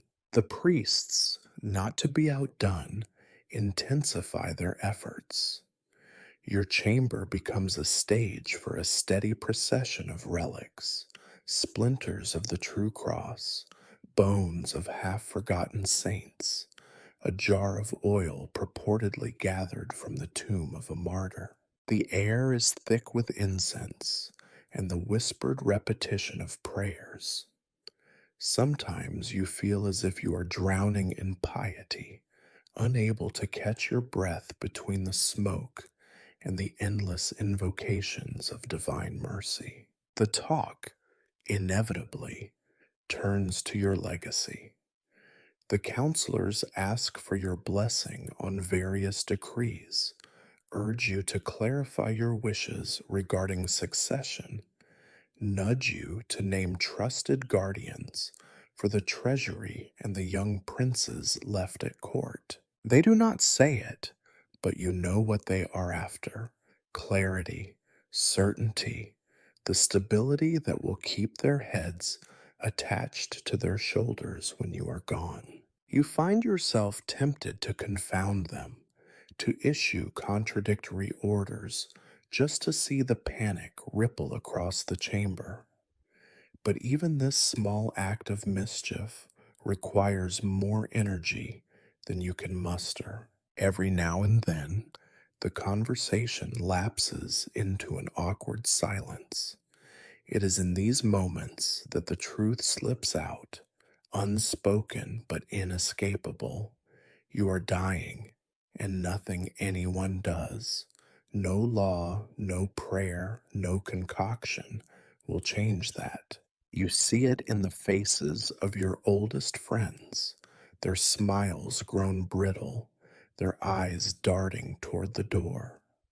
You see it in the way your younger courtiers hover, eager to be noticed, eager to be included in the new order that must come. Throughout these sessions, your body betrays you again And again, the pain in your side is a constant reminder of your helplessness. Your hands shake when you try to sign documents. Your breath comes short, forcing you to pause and wait for the world to right itself. The effort of speaking, once effortless, now leaves you weary. Sometimes, as you listen to the ceaseless drone of voices, you wonder if it might not be easier to let go entirely, to close your eyes and allow the tide of events to carry on without you. In rare moments of clarity, you catch the humor in it all. Kingship, after all, is about control, about imposing your will upon the world. And yet, here you are, unable to command even your own body. The rituals and protocols that once gave your days structure now feel like farce, the props and costumes of a play that has outlived its audience. You are expected to dispense wisdom, to offer comfort, to act as if you have already risen above the concerns of the flesh, even as the flesh insists otherwise. But you play your part. You give your approval. You offer your blessings. You accept the frog and the sash and the prayers. You listen to the plans for your burial, the arrangements for succession, the management of your estates. You nod and smile and try not to let your exhaustion show. You are the king, after all, and a king's final duty is to make dying look easy, or at least dignified. When the council finally disperses, you are left alone, surrounded by the detritus of ceremony, half burned candles, scraps of parchment, the fading scent of incense. The pain lingers. The world spins a little faster than before. You close your eyes, grateful for the quiet, and allow yourself a single rebellious thought. It will all go on, with or without you. And perhaps, in a way, that is a kind of comfort. You drift, half asleep, half listening to the distant bells tolling the hour. The council's voices echo in your memory, solemn, anxious, absurd. Somewhere outside, life continues. Servants sweep the halls, children play in the courtyard, the city breathes and mutters. For a moment, you are just a man, tired and hurting, drifting on the edge of sleep, while the world carries on its business, mercifully indifferent. There comes a point in every illness when you stop expecting to improve. Hope, once as stubborn as a mule, finally slinks away, leaving you with only the company of your symptoms and your own increasingly irritable thoughts. You discover a new kind of resignation, one not born of wisdom or faith, but of sheer exhaustion. You are too tired to fight, too tired to plead, too tired even to feel much pity for yourself. In its place is a low, constant hum of annoyance at everything and everyone, yourself included. Every noise in the castle seems amplified now, as if the walls are conspiring to keep you from any moments of peace. The floors creak at the most inopportune times. The hinges of every door wail in complaint, and the servants' whispers, however careful, feel like needles pricking the inside of your skull. You notice scents you never paid attention to before: the oily tang of tallow candles, the faint rot of vegetables from the kitchen, the metallic tang of your own sweat. These little details, once part of the background, now feel like personal affronts. You snap at your servants more than you intend to. The young boy who brings you water gets a glare for walking too loudly. The maid is scolded for smoothing your pillow the wrong way. The royal physician is greeted with sarcasm each morning, his attempts at reassurance met with a roll of your eyes. No better, but thank you for your continued optimism, you mutter, and he retreats with the same forced politeness you now reserve for everyone. Even the court jester, a man whose wit once brightened the gloomiest afternoons, finds himself dismissed with a wave of your hand. Meals have become a particular trial. The kitchen, desperate to please, sends up your favorite dishes: stewed game, spiced wine, fruit preserves. All of it tastes like disappointment. You chew without appetite, swallow without pleasure, and push the rest aside. When the cook herself appears to ask if you might prefer something different, you inform her, perhaps too bluntly, that there is nothing in the world you wish to eat. She leaves looking wounded, and you are left feeling neither guilty nor relieved. Visitors are another ordeal. The courtiers, sensing that the end draws near, have become experts at performative concern. They enter your chamber with solemn faces, speak in hushed tones, and ask after your health with the air of people auditioning for the role of sympathetic noble. You respond curtly, sometimes not at all. They fidget, offer pious platitudes, and quickly make their excuses to leave. You find a perverse satisfaction in their discomfort. It is, after all, one of the few powers left to you. What you resent most, perhaps, is the ceaseless need to play your part. Everyone expects something from you: dignity, composure, the performance of acceptance. Your decline, far from being private, has become a public spectacle, an endless procession of witnesses, all eager to observe how a king faces death. You are supposed to be brave, wise, even inspiring. In truth, you feel only weary and irritated. Sometimes you catch yourself longing for solitude.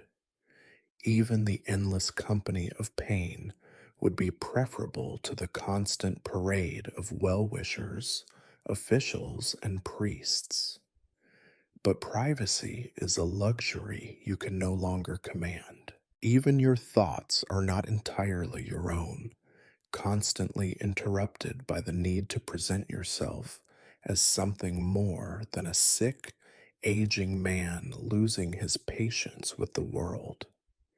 In the rare moments when you are left alone, your mind drifts. You think of simpler times, of days when the greatest annoyance was a stubborn horse or a rainy day that spoiled the hunt. You remember the freedom of riding through the countryside, the wind in your face, the absence of expectations. You wonder if those days were ever as carefree as you recall, or if memory, too, has conspired to irritate you with reminders of things you cannot regain. Your body, meanwhile, continues its slow rebellion. The pain in your side is now joined by a general aching in your joints and a stiffness in your back. Each movement is an effort. Even breathing sometimes feels like a minor act of defiance. You notice, with detached irony, that every aspect of your existence now requires negotiation with your servants, with your body, with your own stubborn pride. There is, however, one small satisfaction left: command. You wield your authority like a blunt instrument, dispensing orders simply because you can. The guards are instructed to move their watch positions, the cooks told to revise tomorrow's menu, the priests assigned to different times for prayers. You do not care if your edicts are wise or useful. The mere fact that they are obeyed gives you a fleeting sense of power, a reminder that you are still, for now, the king. But even this grows tiresome. The effort of finding new things to command is more exhausting than satisfying. The irritation that began as a sharp protest now settles into a dull resignation. You realize, perhaps for the first time, that the world will continue in its noisy, irritating way with or without you. Your wishes, your orders, your presence, these things are as fleeting as the morning mist on the Vistula, and so you endure day after day, a king rendered petty by pain and boredom, haunted by the suspicion that dignity is just another word for exhaustion. You wait, not for a miracle, not even for relief, but simply for the next minor annoyance to pass, and the next, and the next. The Last Supper is not announced as such. There are no trumpets, no processions, no candlelit ceremonies. It arrives like every other meal of late, a parade of familiar dishes presented by anxious hands, accompanied by the nervous glances of those who have been watching you with increasing concern. You sit at the head of a table that feels much longer than it once did, in a hall that seems colder with every passing day, surrounded by courtiers and relatives who have mastered the art of pretending not to count how many times you wince. The meal itself is a triumph of medieval kitchen ambition: roast venison, freshwater fish, dark bread, sharp cheese, and for a touch of luxury, imported figs preserved in honey. There is a jug of spiced wine, a rare treat meant to warm the blood. The kitchen staff has outdone themselves, perhaps at the urging of the steward, perhaps simply to curry favor with whoever will preside over the next round of banquets. The scent of meat and herbs is strong, but it does nothing to stir your appetite. You pick at the food out of habit more than hunger. Your hand trembles as you reach for the goblet. The spiced wine tastes of cloves and regret. Each bite is a labor. The bread crumbles in your mouth, dry and tasteless. The meat is too tough, the fish too salty, the cheese sharp enough to sting your tongue.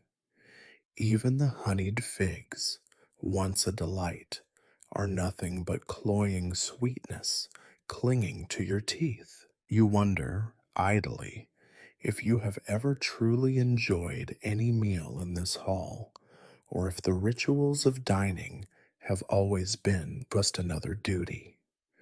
Around you, conversation ebbs and flows in carefully measured tones.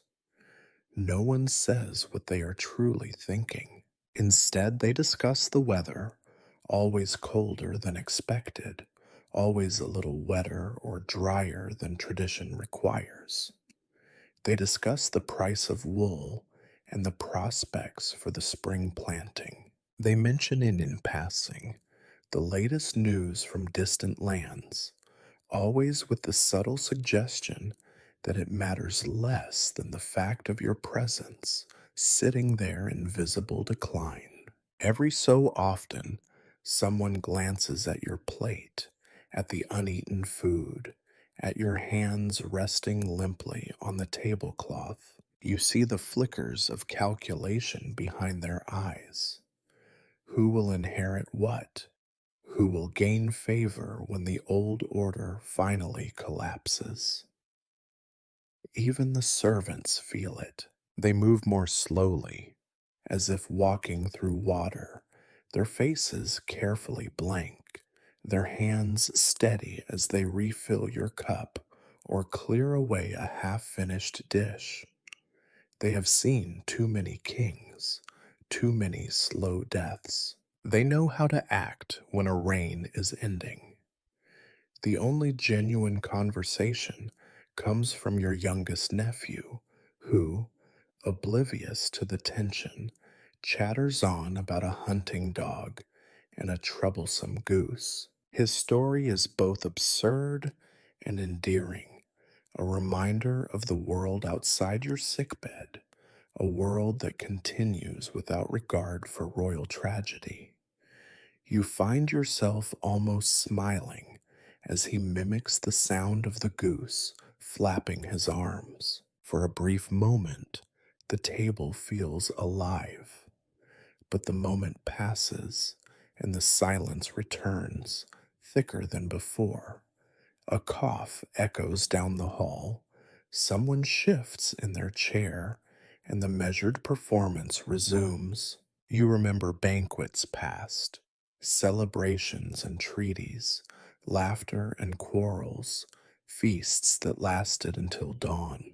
You remember the sense of power that came with the head of the table, the subtle pleasure of command, the endless swirl of politics wrapped up in the simple act of breaking bread. Now, all of it feels distant, muffled by pain and fatigue. You are more observer than participant, watching your own decline from a vantage point you never wished to occupy. The food is bland, the wine dull, the conversation stale. You feel the weight of eyes on you, measuring your strength, your appetite, your very will to remain at the table. The act of eating is now a ritual of reassurance for everyone but yourself. At last, you signal for the meal to end. The servants move quickly, eager to clear away the evidence of your waning appetite. The hall empties, slowly at first and then all at once, leaving you alone with the echoes of footsteps and the distant clatter of dishes in the kitchens. The candlelight flickers on polished goblets and abandoned plates, casting long shadows that stretch across the stone floor. You sit for a while, listening to the sounds of the castle settling into night. The pain in your side has not lessened, and the effort of pretending to be interested in food and conversation has left you more exhausted than ever. You realize, with a kind of detached irony, that the Last Supper is not marked by a grand gesture or a parting speech. It is simply another meal you could not finish, another evening spent in the company of those who are already looking past you to what comes next. You rise slowly, steadying yourself against the table. The hall feels emptier than ever. The air is thick with unspoken questions and suppressed ambitions. You make your way back to your chamber, each step a little slower, each breath a little shallower. Tonight, there will be no dreams of banquets or victories, no memories of laughter echoing through the halls. There will only be the silence of a castle preparing for a change, and the knowledge that you have become a symbol, a lesson in the limitations of power, a reminder that even kings must one day push away their plate, close their eyes, and let the world move on.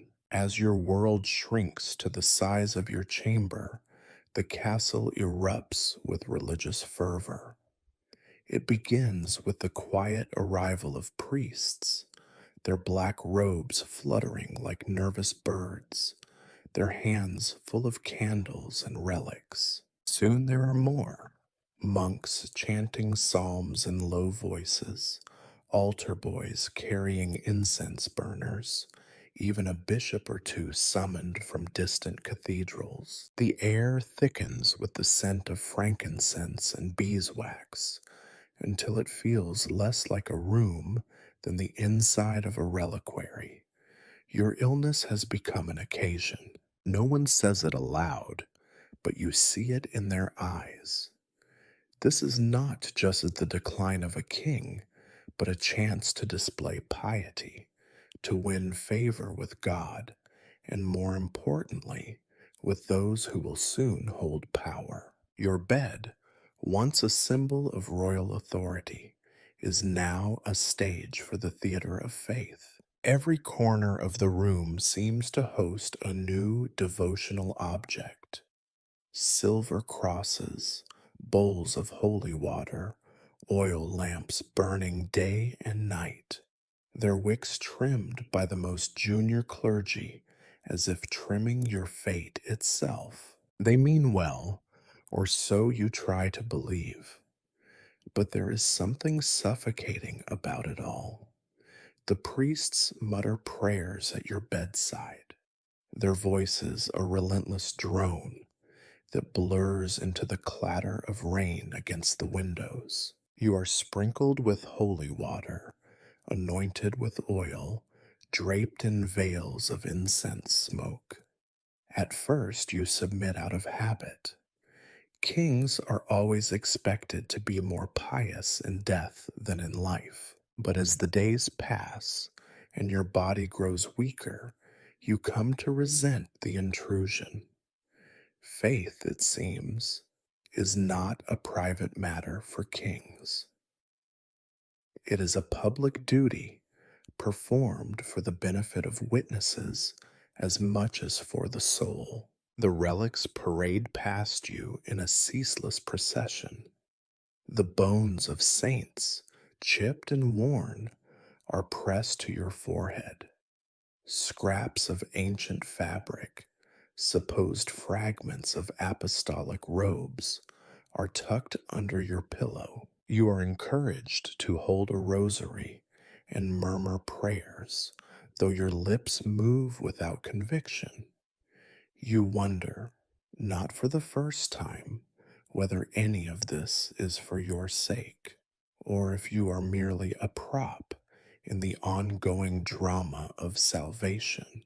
The monks sing through the night, their voices echoing through the stone halls. Sometimes the chanting is beautiful, lifting you for a moment above the aches of your body. More often, it is merely noise, another layer added to the confusion and fatigue. The bishop insists on leading a special mass at dawn, inviting every noble and servant to bear witness. Your chamber is crowded with bodies, some praying, some pretending, some already calculating their next moves. A confessor visits daily, urging you to recall every misdeed, every thoughtless word, every sin of omission. His list seems endless. You confess, of course. What else is there to do? But your confessions grow more abstract each time. I failed to be merciful. I should have loved my neighbor. I was occasionally less than great. He assures you that God hears and forgives. You do not doubt God's patience. You only doubt your own ability to muster the proper remorse. Sometimes, alone between rituals, you think of faith as you once knew it. Quiet moments in a small chapel, the flicker of a single candle, the comfort of solitude and silence. There is no silence now. Even at night, The priests keep vigil, reading aloud from scripture, their voices weaving around your dreams. In those dreams, you are neither king nor penitent, but a small, tired boy lost in a forest of words. Occasionally, the religious enthusiasm in your room spills into the castle at large. Nobles arrange extra masses, light candles in every alcove, send coins to distant shrines in hopes of purchasing a miracle. Servants cross themselves twice as often, avoid whistling, and step softly as if the floor itself were sacred. You suspect that for many, your death is less a spiritual event than an opportunity for public virtue, a moment to be seen doing the right thing, to be counted among the devout. Through it all, your own faith flickers in and out of reach. Some days you find comfort in the prayers, the rituals, the familiar cadences of liturgy. On others, you are simply numb, worn out by the constant noise and the pressure to perform. You try to pray, sometimes out of hope, sometimes out of habit, sometimes simply to fill the silence between one ritual and the next. The words feel both ancient and unfamiliar, as if borrowed from someone else's mouth. In rare moments, you remember the old superstitions, charms tucked under pillows, secret blessings whispered over newborns, the taste of salt on your tongue. You almost wish for those simpler protections, for the comfort of believing that something, anything, might make a difference. But the rituals march on, unstoppable as the tide. You endure, a patient at the center of a whirling storm of faith and fear and ambition. You watch the candles burn down, the incense fade, the prayers rise and dissolve in the heavy air. When at last the room is quiet and you are left alone, you feel not relief but emptiness, as if all the holy words have stripped away what little strength you had left. You close your eyes, whisper a prayer of your own, silent, honest, barely formed. You do not ask for a miracle, only for a little peace, a little quiet, a little rest. You begin to sense the end, not as a sudden revelation, but as a slow tightening of the world around you. The sunlight that slips through the window seems thinner, the air heavier. Even your thoughts move sluggishly, like old oxen in deep mud. The castle, once a hive of busy voices and brisk footsteps, grows quieter with each passing day. But there are still things to be done, at least, so you are told. The court insists that a king's final duty is to set his house in order. What order looks like at the end of a reign is, of course, mostly a matter of paperwork and performance. Your counselors gather at your bedside, papers in hand, voices lowered as if not to disturb the last threads tying you to this world. You recognize in their faces a careful mix of deference and impatience, as if they are waiting for the last snow to melt before announcing spring. They bring you lists, so many lists, lists of properties to be inherited, of titles to be granted, of debts to be forgiven, or, more likely, left for someone else to untangle. There are letters to be signed, seals to be pressed, names to be recited. You are too tired to care much about any of it. Still, you try.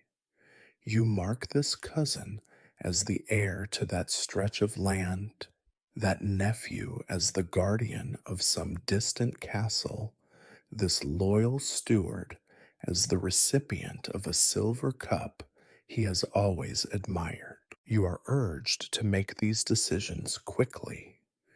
The implication is clear. There may not be another chance. Your signature, once bold and confident, has become a shaky scrawl. The Chancellor, ever practical, guides your hand through the motions, pretending not to notice when your grip weakens or when your eyes lose focus halfway through a sentence. The younger courtiers watch closely, eager to see whose fortunes rise and whose fall. The older ones, who have seen other kings die, keep their eyes on the floor, perhaps out of respect, perhaps out of boredom. Disputes arise, of course. Distant cousins and minor nobles appear from the woodwork, each with their own story of ancient promises and misunderstood inheritances. Their appeals are presented in respectful tones, but with hungry eyes. You find yourself wondering if any of them truly care, or if your death is simply the final piece in a complicated game they have played for years. Sometimes you toy with the idea of leaving everything to a monastery or to a favorite dog just to watch the chaos unfold. But even mischief now seems too much work. You notice that your physicians and priests are less involved in these affairs. They hover nearby, waiting to resume their rituals once the business of property and power is done. Occasionally, a priest will remind you of the importance of charity, an easy recommendation, since you will not be around to observe how much actually reaches the poor. You nod and add a few coins here and there, mindful of your soul, but more mindful, perhaps, of reputation. Among the last orders, you are asked to provide some final wisdom, advice for your successors, a few words that might be carved into stone and recited at anniversaries. You attempt something dignified.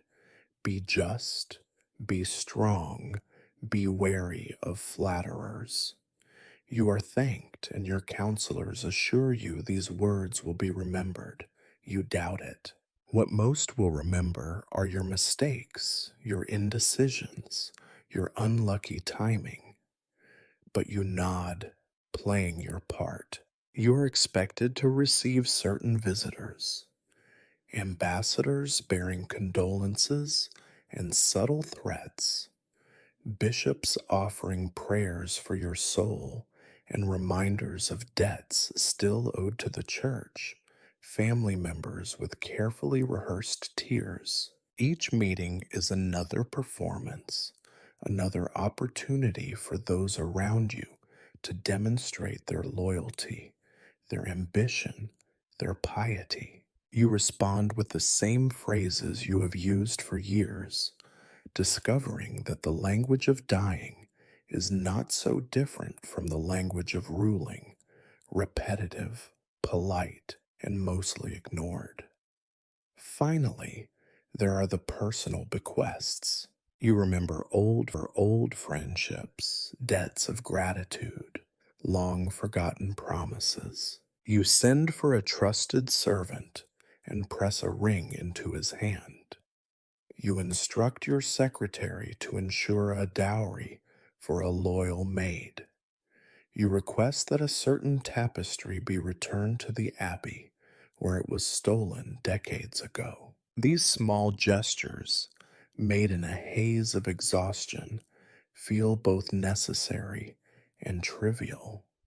Perhaps you think these are the only orders that will be followed to the letter. When at last the lists are finished, The seals pressed and the visitors dismissed, you are left alone. The quiet is startling after so many days of noise and urgency. The pain in your side is sharper now, your breathing shallower. You rest your head against the pillows and wonder if order has truly been restored, or if you have simply rearranged the furniture in a house that is about to be abandoned. For the first time in days, no one asks anything more of you. There are no decisions left to make, no signatures to offer, no wisdom to dispense.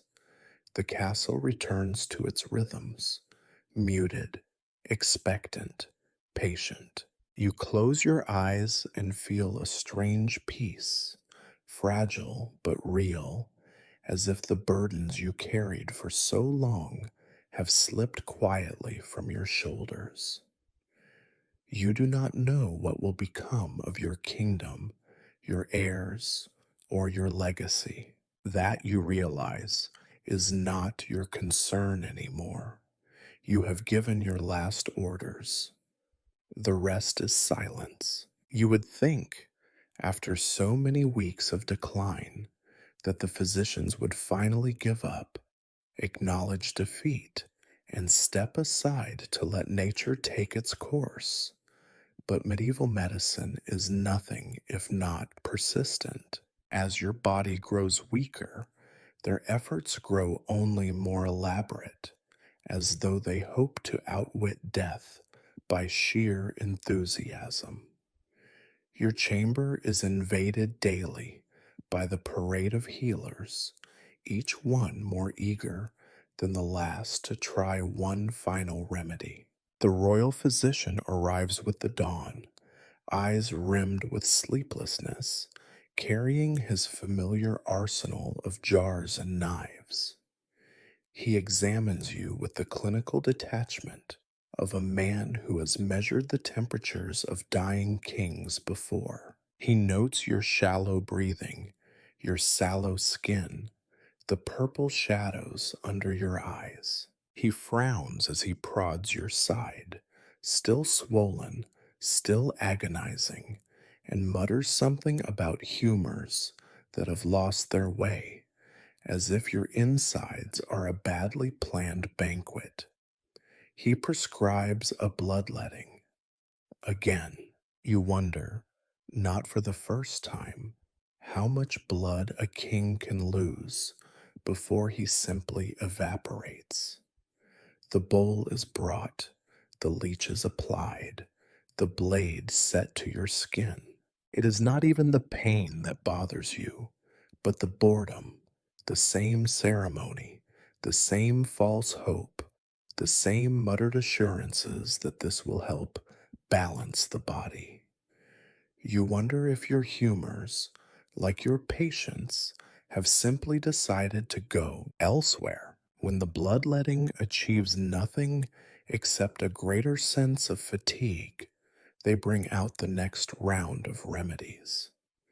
There are cups of thick herbal tea, mugwort, wormwood, yarrow, each more bitter than the last. You choke them down because it is expected. There are heated stones applied to your abdomen, which do nothing except add a fresh discomfort to the catalog. There are foul-smelling poultices and plasters, tied in place by nervous apprentices who refuse to meet your gaze. If the physicians are frustrated by your lack of improvement, they do not show it. Instead, they escalate. Banks of steaming cloths, pipes of hot water, the administration of honey mixed with vinegar, these too are presented as nearly miraculous. They send for a midwife, reputed to have saved 24 villagers from an outbreak of bad air the previous winter. She recommends a mixture of boiled onion and stale bread, which you swallow with the resignation of a man who has lost all hope in the powers of cuisine or science. Still nothing, your pain grows sharper, your body weaker, your mind cloudier. You find yourself drifting more and more in the gray spaces between sleep and waking, unable to tell if the faces peering down at you are real or simply more ghosts in your crowded chamber. The physicians whisper among themselves, trading theories about the seat of your disease: liver, gallbladder, kidneys. They argue as if the organs themselves are plotting rebellion. At some point, a priest is summoned to assist the healing, and so your room fills with the murmur of prayers layered over the hiss of boiling water and the clang of iron tools. The air is thick with conflicting smells: herbs, sweat, old incense, the sharp tang of metal and fear. You try to retreat into yourself, to find some pocket of quiet, but the rituals continue. The castle seems to have surrendered to chaos. Doctors and priests, servants and apothecaries, all crowding the same narrow space, all certain that their way is the only way. You begin to notice the desperation in their eyes. There is a subtle panic in the way they offer you new concoctions, in the way they search your face for any sign of relief. They are afraid, afraid that your death will be counted as their failure, afraid of the judgment of your heirs, afraid that history will remember them as the men who could not save the king. And perhaps beneath it all, afraid for themselves, for what it means to be so powerless in the face of suffering. For your part, you grow numb. You endure the bloodlettings and the baths, the teas and the prayers, with a detachment bordering on indifference. The world narrows to a succession of sensations: hot, cold, sharp, dull, and the endless drone of voices promising that relief is coming soon. You no longer believe them, if you ever did. There is a quiet wisdom in the body, and yours tells you, in every aching joint and every gasping breath, that the end is near. One night, after a particularly fruitless attempt involving boiled goat's milk and crushed garlic, you overhear the physicians in the corridor. Their voices are hushed but urgent. It is the end, I think. Perhaps tomorrow, perhaps the day after. We have done all we can. The words are meant to comfort each other, but they find their way to you, and you are surprised to feel nothing but a weary relief. The charade has lasted long enough. You are tired of being prodded and poked, tired of the parade of well meaning experts, tired of being the central exhibit in a museum of medieval medicine. You want only quiet and perhaps a little dignity. If you could, you would tell them all to leave. Let the illness take its course. Let the castle settle. Let the future begin. But for now, you endure the last of the remedies, the final round of hopeful muttering and futile science. You are, at last, beyond disappointment. The candles burn low, the whispers grow softer, the pain remains steady as a drumbeat, and the world slips a little farther away. For all their efforts, the physicians have failed, and you, like every king before you, are left with nothing but yourself, your memories, and the long, slow approach of the end. It is in these final days that you discover the strange clarity of a narrowing world. The rituals of medicine and state have faded to background noise. Your visitors are fewer now, their faces blurring at the edges, their words little more than wind against stone. The pain is constant, an unrelenting companion, but it is no longer frightening, merely a fact, as solid as the bed beneath your bones. You find yourself watching the world with a new detachment. The window, once a source of longing and envy, now frames only the bare branches of late autumn, the indifferent sky, the slow procession of clouds. Sometimes you see the torchlight of a patrol, a servant crossing the courtyard, a stray dog nosing at the gate. Life continues, busy and oblivious, as if your body's stubborn resistance or impending absence were irrelevant. It is, you realize, both humbling and freeing. The castle is quieter than you remember, each footstep muffled, each door opened and closed with deliberate care. Even the servants have stopped bustling. They move with reverence now, as though you are already halfway gone. They speak in whispers, exchanging news about your condition in tones usually reserved for rare relics or expensive silks. You see pity in their eyes, but also relief. Relief that the waiting is nearly over, that soon someone else will carry the weight of royal frailty. Family comes and goes, each bearing a version of farewell. Some are theatrical, clutching your hand and declaring undying loyalty, as if you are likely to forget their names in your last moments. Others are awkward, eyes fixed on the floor, conversation limited to weather and distant cousins. You recognize the hunger behind the masks, the calculations about inheritance and alliances. There are few genuine tears, only the occasional flash of childhood in a nephew's face, or the tremor in your sister's voice as she wishes you peace. The priests remain constant, taking turns at your bedside, their prayers rising and falling like the tides.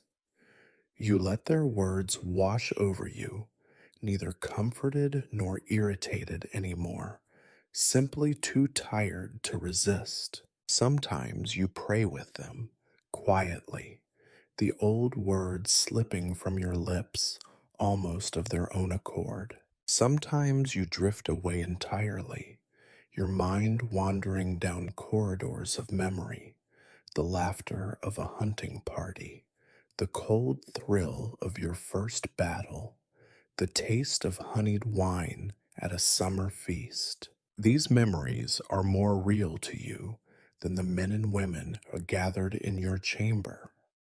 There are visitors you do not expect, old friends, grown gray and stooped, come to offer stories and apologies. Former rivals, their ambitions dulled by the years, drop the pretense of politics and speak for once plainly.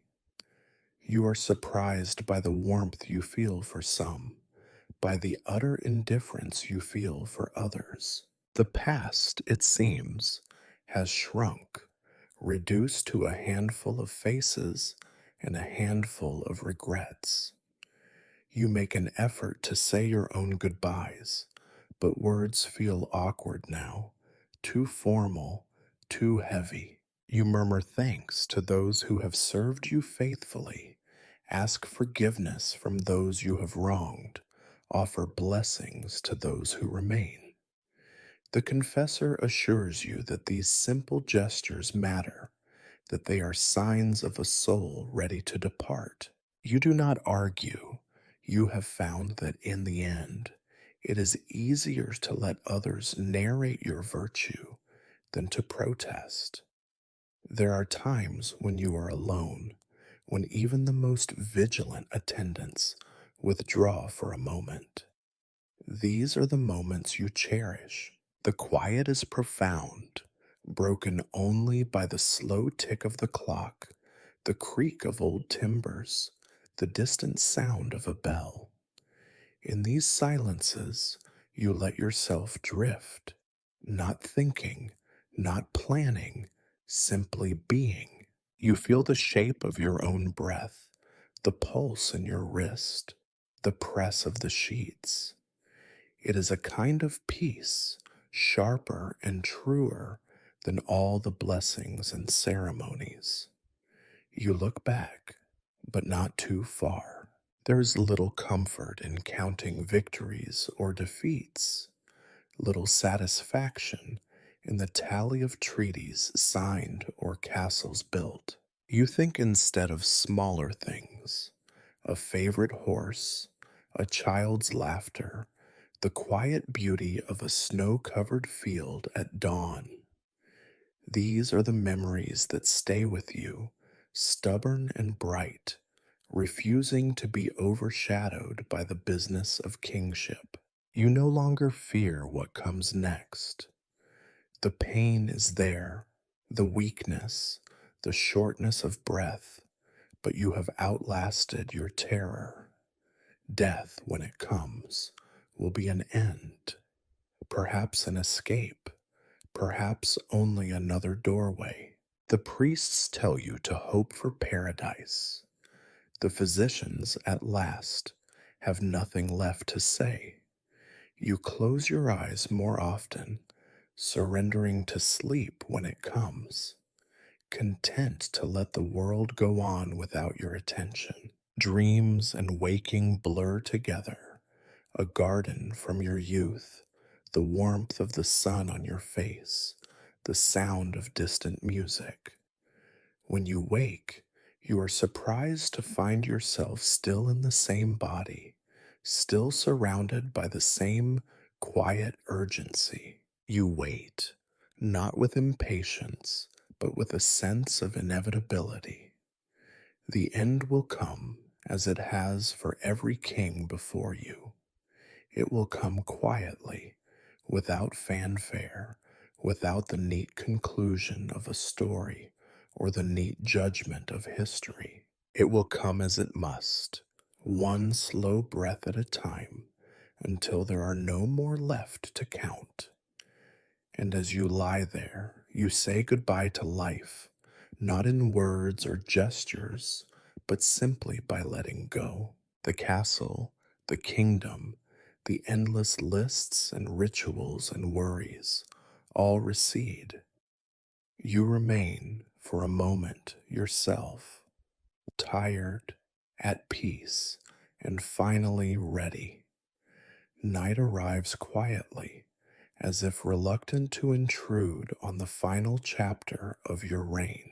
The shadows grow longer, slipping up the walls and pooling in the corners of your chamber. The servants have drawn the heavy curtains, but you can feel the world outside.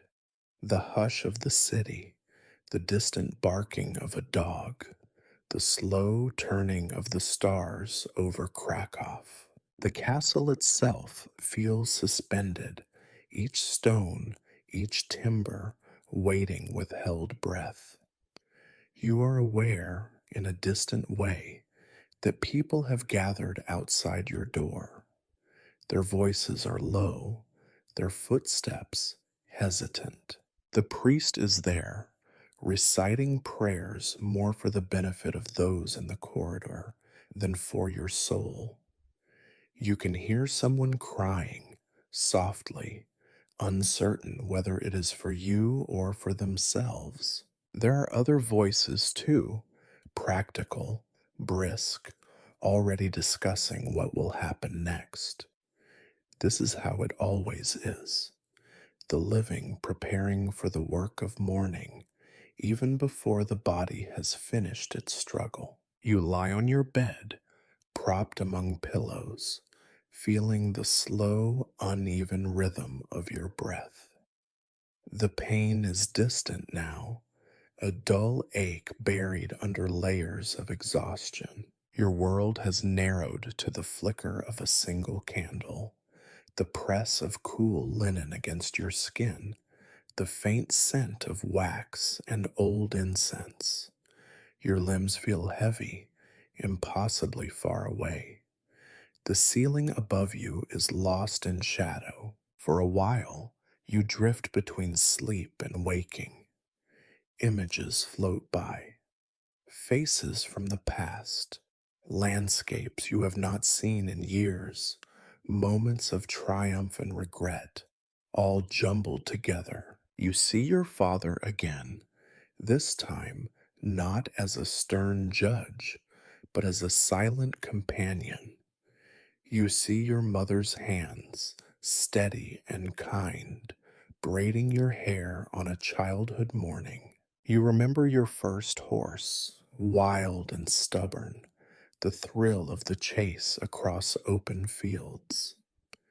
These memories come and go, soft as feathers, leaving behind only a bittersweet ache. There is no sudden terror, no great revelation. Instead, there is a gradual loosening. Your mind grows quiet, your thoughts slowing to a trickle. You are aware of each breath, first shallow, then shallower, each one a little farther apart. Sometimes you think you hear someone speaking your name, but the voice is thin and remote, impossible to answer. At one point, your eyes open and you see a handful of faces at your bedside, some familiar, others little more than shadows. The priest leans in, offering the final sacrament. You taste a drop of wine on your tongue, feel the brush of a wet finger tracing a cross on your forehead. You try to form words of thanks, of farewell, but your lips barely move. Someone squeezes your hand, a gesture you recognize more by instinct than sensation. There are tears, but you are strangely detached from them. You wonder briefly if they are for the king or for the man beneath the crown. Perhaps it is the same thing in the end. The room fades and brightens in waves. You hear snatches of prayer, Latin phrases repeating, promising mercy, forgiveness, eternal rest. You listen, not for the meaning, but for the sound itself, the familiar cadence of ritual. It is a comfort, even if you have ceased to care about the particulars. You are neither brave nor cowardly. You are simply tired, tired of pain, of duty, of the endless procession of faces and prayers and treatments. You feel the castle slip away, the world shrinking to a point of darkness and quiet. There is a sense of falling, but without fear, only a long sigh, a gentle release. You are surprised, even now, by how ordinary the end feels. Outside, the city is already moving on. The bells will ring soon, the news will spread, the succession will begin its clumsy dance. Servants will hurry to wash the sheets. The council will gather to debate what comes next. Chroniclers will note the hour of your passing, the condition of your body, the final words, invented if necessary, that you did not say. Inside, the last candle flickers, then gutters out. Your chest rises and falls, slower and slower, until, at last, it does not rise again. The pain is gone. The voices fade. The kingdom releases you, as all kingdoms eventually do. For a moment, there is only silence, the pause between stories, The hush before the business of life resumes. The priest murmurs a final prayer. Someone covers your face. The chamber, so full of effort and attention just an hours before, is already emptying. Only the night remains, deep and untroubled. The king is dead. Death, despite the rituals, is a quietly efficient force. No sooner have you slipped away than the world's machinery resumes its steady, indifferent pace. Your body, once the axis around which an entire kingdom turned, is now simply an object to be prepared, moved, processed, a relic for the living to handle with the mixed emotions of respect, relief, and the faintest touch of curiosity. The priests descend, accompanied by the head steward and a clutch of senior servants. There are rites to be performed, prayers to be intoned, the final unction to be administered. They wash your body with water drawn from the well, rubbing your hands and feet with oils said to ward off evil spirits. They dress you in fine linen and velvet, pin a cross to your chest, arrange your hair as best they can. Someone places your signet ring on your finger, though it will be claimed by your heir before the week is out. Someone else mutters about the color of the candles, whether they are the right shade of white for a king and the right shape for a soul in transit. Outside the chamber, the castle is already shifting. Servants whisper the news up and down the staircases. Guards close the gates with more solemnity than usual. Nobles and courtiers gather in shadowed alcoves, their conversation a blend of rehearsed grief and practiced anticipation. It is not that anyone is glad to see you gone. It is simply that they have waited so long, watched the slow decay, performed the rituals, tiptoed around your bed, that your absence feels almost like relief. The future, for better or worse, can finally begin. A handful of your closest retainers kneel in prayer beside your bed. Their lips move, their eyes shimmer with tears, but even as they mourn, they are calculating who will lead the funeral procession, who will inherit which horse, which tapestry, which room with the best view. Your name is invoked in a dozen speeches and 100 hurried letters. Each version of your death is tailored to its audience. Here a tale of noble suffering, there a quiet assertion that you passed in peace, surrounded by those who loved you, as if the truth would make any difference now. The preparations for your burial become the kingdom's next grand performance. Carpenters work through the night to fashion a casket worthy of a monarch. Stonemasons polish your family's tomb. Priests rehearse their liturgy. The tailors stitch new black garments for the court, and merchants profit handsomely from all the added custom. The streets of Krakow fill with rumor and expectation. The people pause their routines just long enough to gossip, then go about their business. Life, in the end, is resilient.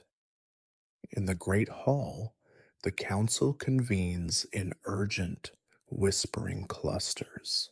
Already the conversation turns from your memory to the matters of inheritance and alliance. Disputes are raised, claims made, titles challenged. Some press for continuity, others for change. All agree that stability is paramount, by which they mean their own comfort and prospects.